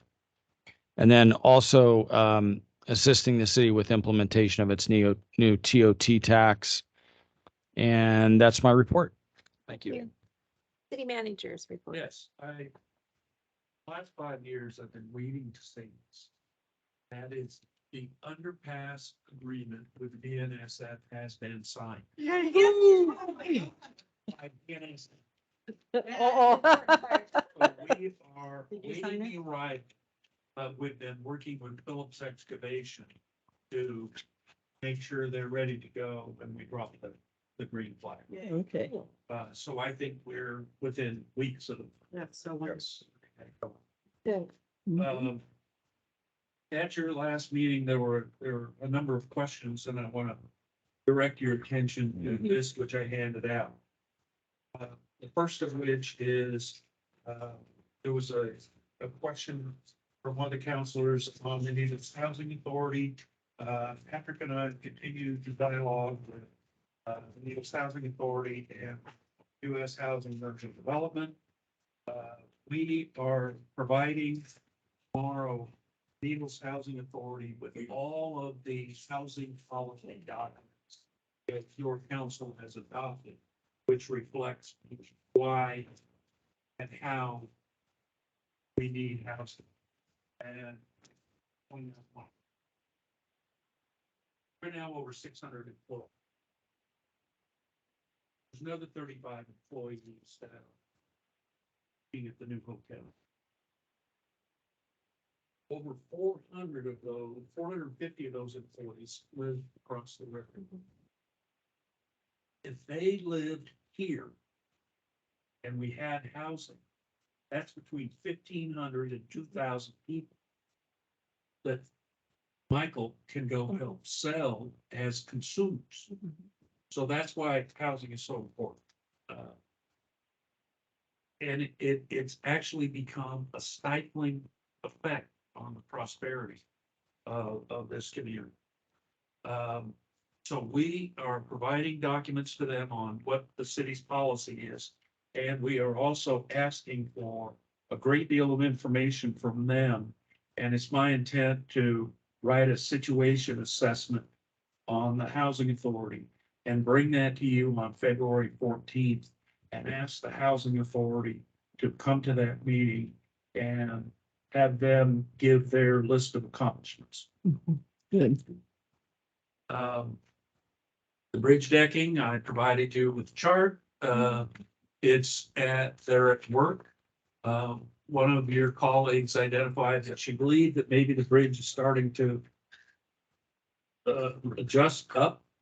And I think that's true because as they've they've been working under the bridge, and the first thing that needs to happen is that bridge needs to get level because of the bump that we have on both ends. So, but beginning on the 16th of this month, it's going to be one-way traffic. So when I checked my GPS system, it showed that it was 3 minutes longer to go up to the Avi and across.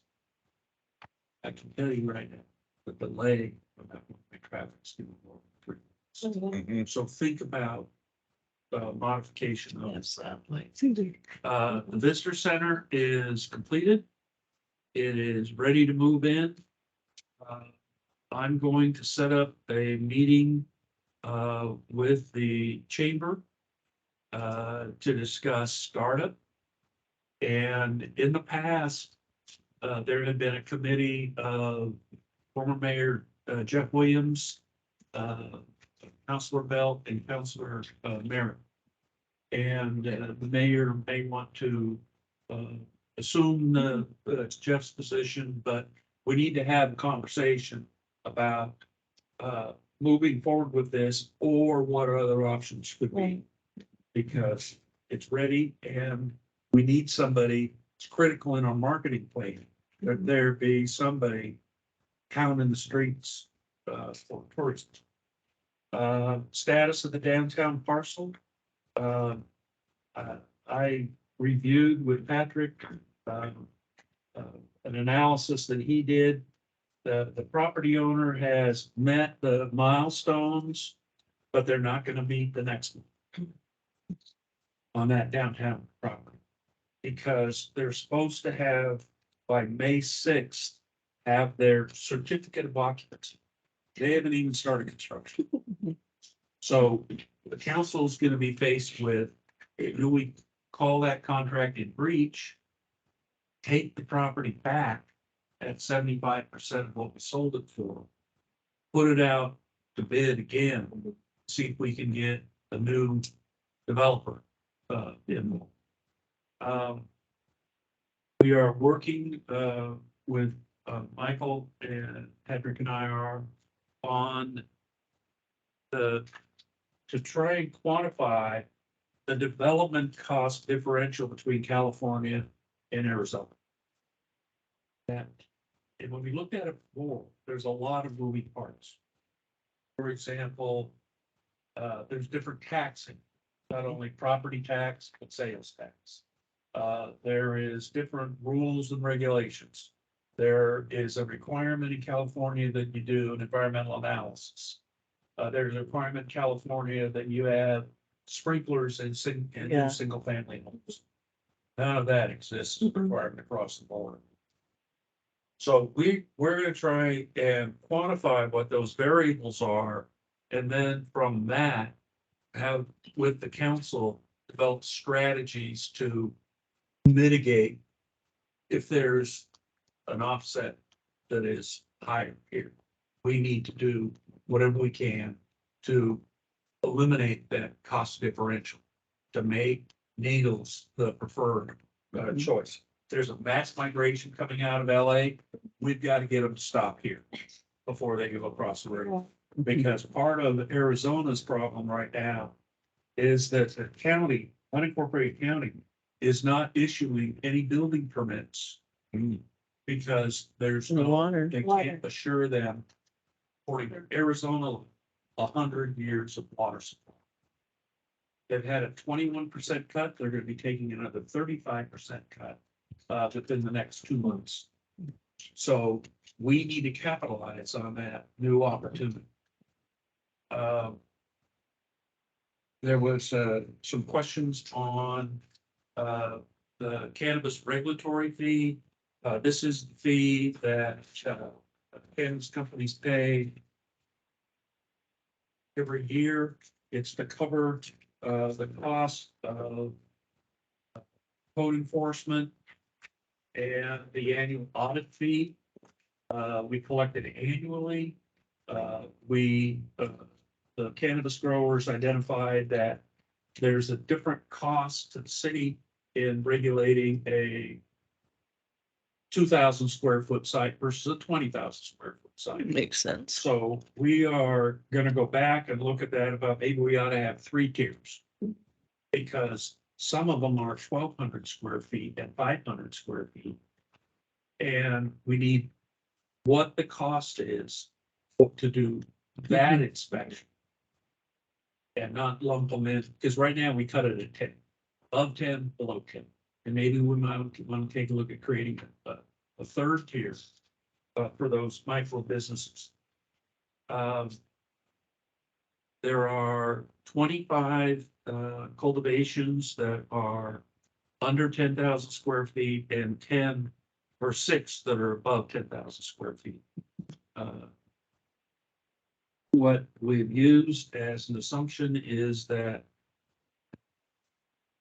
2 hours of staff time to be in the building, 1 hour apiece. But we can't be afraid to look at the other side of the equation because it is tasks, time, labor rate equals fee. We need to look at the tasks that are being required and see if we can thin that list out but yet effectively regulate this industry. Last year, we took in $144,000 of cannabis regulatory fees, and we had $131,000 of expenses. So we had cushion there that we could reduce those fees and still be consistent with previous council direction, that rather than the public subsidize the inspection, that the industry covers its own costs. You asked about graffiti on the train car, gone. Also, and we're working with the mayor on getting paint to repaint cars. We've received some feedback from BNSF that, now wait a minute, our logo is a special font and, you know, we want to replicate. My challenge to them is buy a can of black paint and come paint your logo. I have a question for you, Rick. The side of the train that faces the park over there, that got removed too? Yeah. Because it's, I was just there the other day at the park over there, the part that faces the railroad tracks, where Amtrak goes by and they can see all the graffiti on that caboose. I was just there the other day and it was all there. It was, Tell you what, it's gone now Well, Jesse was just at my office the other I'll day. tell you and what, it's gone now. Right. Got it. Perfect. well, They told I you it was believe gone. so. Yes. I got a picture of it a couple days ago and it was still there. I'll go look at it. You'll know where I'll be. It's on the other side, not the side that you see on Front But Street. also, Utility has placed a LED light on the train cars. So the next step is cameras if we need to. Also, there was a concern in Santa Fe Park about a flagpole that wasn't lit, yet we were displaying flag at night, and protocol, proper flag protocol is that the lit LED light was installed last week. And it still wasn't lit as of yesterday.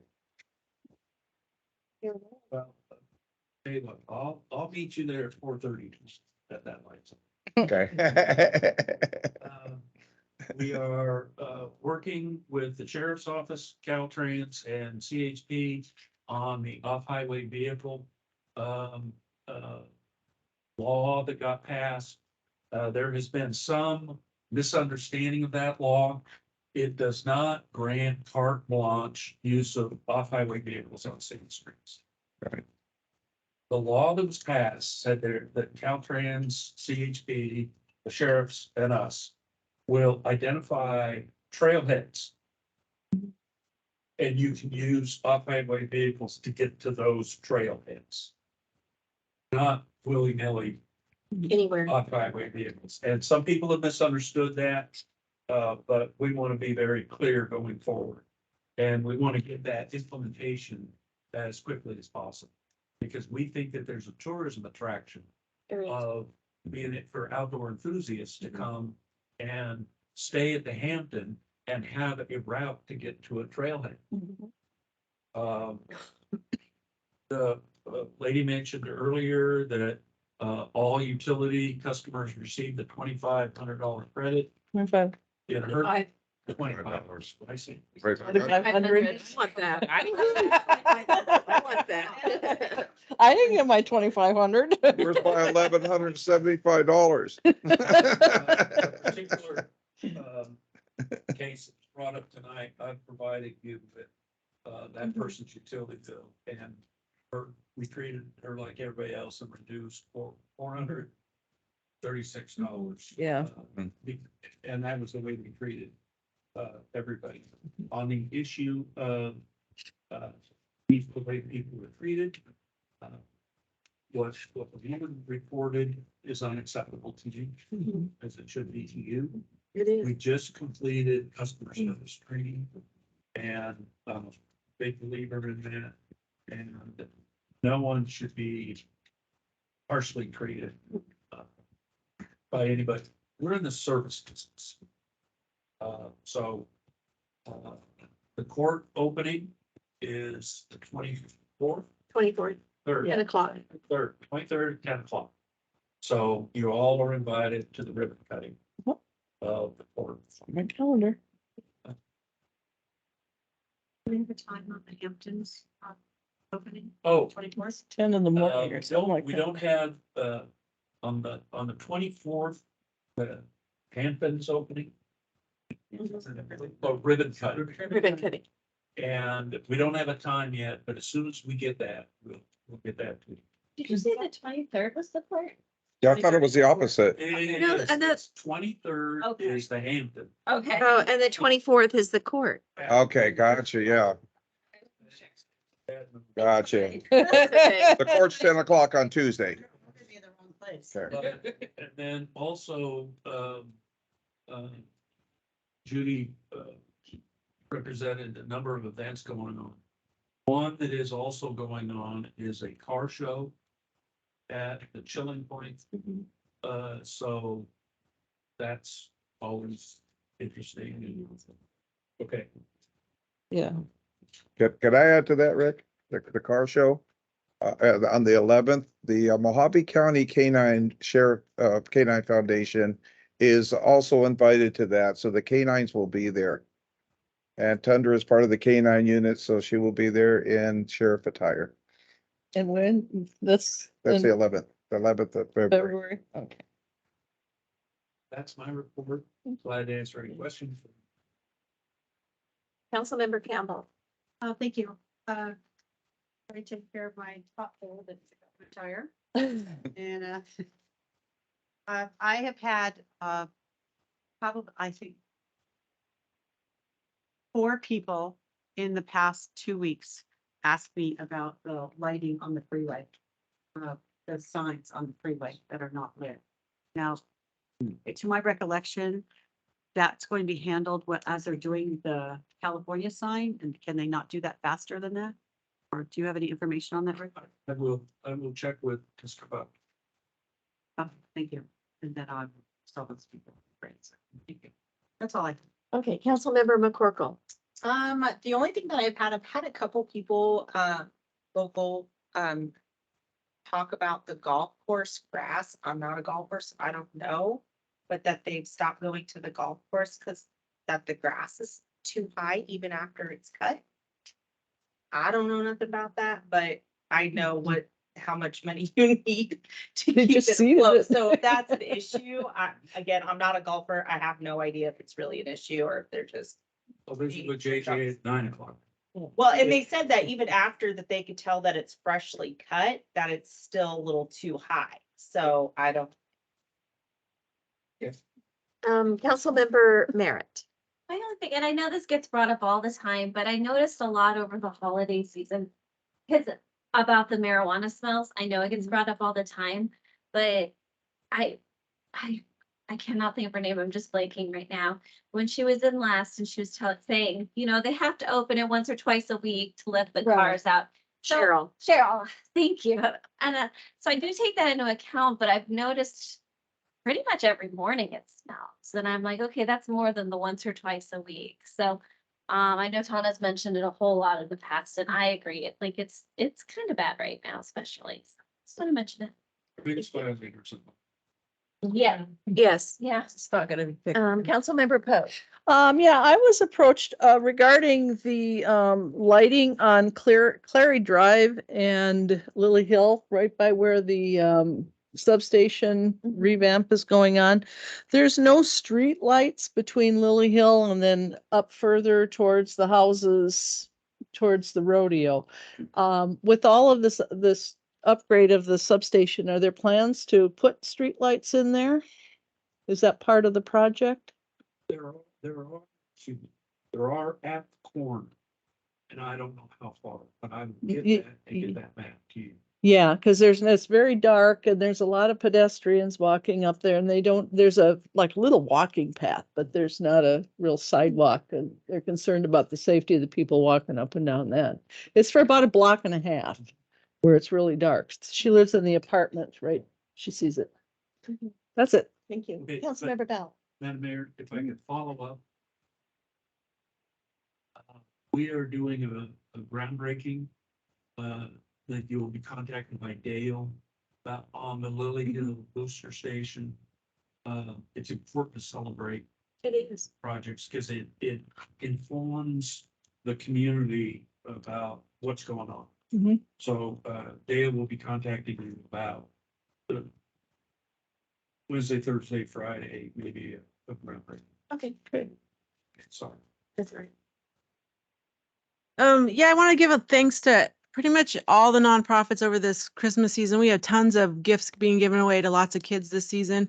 And so we had, I want to thank the fire, the sheriff, CHP, Baker, Fort Mojave. They all got to come out and do Santa flew in with Carefly and landed at the school. We got to deliver some just little gifts, and everybody got to see Santa and the helicopters. So it was a really good turnout with every one of our EMS, all our first responders out there. And it just was a great community service to see all them all working together to light up the sky and the streets for the kids and make it kind of a fun event. And then all the events we had with toys, the Christmas events that we had, just really just again prove how great a community that we do have when we all come together. And I mean, my kids receive way more gifts than they ever need at all these events, just through our donations of the community. So thank you guys for all of that. And also once about 6 years ago, Ms. Shepherd came up and talked, and she's brought up a message that I always remember is when you vote, to reminding us that when we vote, to let the public know why we vote the way we do. So again, I'm bringing this up because of the fact that last time when I voted no for Merritt for vice mayor, my whole point of all of this is for us to discuss. We only have twice a month that we meet. So I feel it's very important for us to discuss why we vote the way and what we see. We represent our whole community and everything that we do here. And we talked about going to all these, going out of town. It's something that I can't do because of my job. So I feel it's important for us to realize that the mayor and the vice mayor, whoever they are, be able to go to all these meetings. And that's all my point is that I want to talk about these things and say, hey, are you able to make all these meetings? Mm-hmm. Because of the fact that if we're not at the table at our anything related to our county or our state, anything that brings money into this town, we won't get that money. So those are all just important things that I like to talk about to make sure that our community is aware that why we vote the way that we do, and to ask these questions because it is important for them that we have representation. I know my limits, so understanding what our limits are and being able to represent our city. So I thank you guys and have a good night. Councilmember Lombrick. Yeah, with the Christmas thing, that was great. The sheriff department did wonderful. They were driving up and down the streets with their loudspeaker on. If there's any kids that need toys, come out. That was awesome. That was totally awesome. And a complaint that I've got from local merchants is the cannabis industry with the smell and from the water that they wash out their buildings on the weekends. And they're doing everything on the weekends because they know that the code enforcement works Monday through Friday. And I think code enforcement should be out there on the weekends checking to make sure what they're doing. The smells are more prominent on the weekend too that I've smelled from over by the radio station where I do a show on the weekends. It's very prominent over there, very much so. And I notice it more on the weekends and more violations happening on the weekends. And another thing too that I would like to bring up, maybe we can get an exemption from state of California to have contractors from Arizona to come in here to do business in California without a contractor's license in California. If there's any way we can look at that and see if we can work on that, because we have very limited contractors here in Needles, California. Any contractor that we get has to come in from Barstow or further. And it's very tough to get a contractor here. That's all I got. Thanks. Thank you. I just have one point to bring up. I know we're coming up on the time that the captain who's in charge of the Run for the Wall will be coming into Needles to schedule that. And for this year, I would really like us to address the cost of service to the city of Needles. And also, for one of the facts that Zach Longacre had asked, $1,900 was the cost, but the next day the water broke. When you have 300 people go to the bathroom in an hour, and that building was too much. So you had Phillips excavating there 5 hours, the city, and our downtown streets were closed off for a day and a half, making my parking lot and the Red Dog and the museum parking lot the thoroughfare for everybody. I just think there's a better management way to look at doing this event. I feel, Needles, we don't get the economic benefits of this Run for the Wall as Kingman, Flagstaff, and Williams do, but we're on Route 66, and I do feel it's important that we honor the veterans from Vietnam, plus our own local veterans should have the right to come and eat lunch that day for this event. So before the city speaks to whoever comes, I want to make sure we have input of this. No, well, they don't. They block off the G Street, so they come through mine. And then the downtown, because you can't, they still need a way out. The city trucks do. It's a mess. For a day and a half, it's like that. And it's not fair to the downtown businesses that are there to have our whole street for a 2-hour event closed off, because there's plenty of time in the morning to get closed off. They can close it at 8 or 9, and then the event, they start coming in. I understand that, but not the day before the whole thing. It's too much. That's why I'm just saying, I think there needs to be better planning for this event before we really agree to it. And if that's it, we'll adjourn. Thank you. Thank you. Okay, what is this? Good job.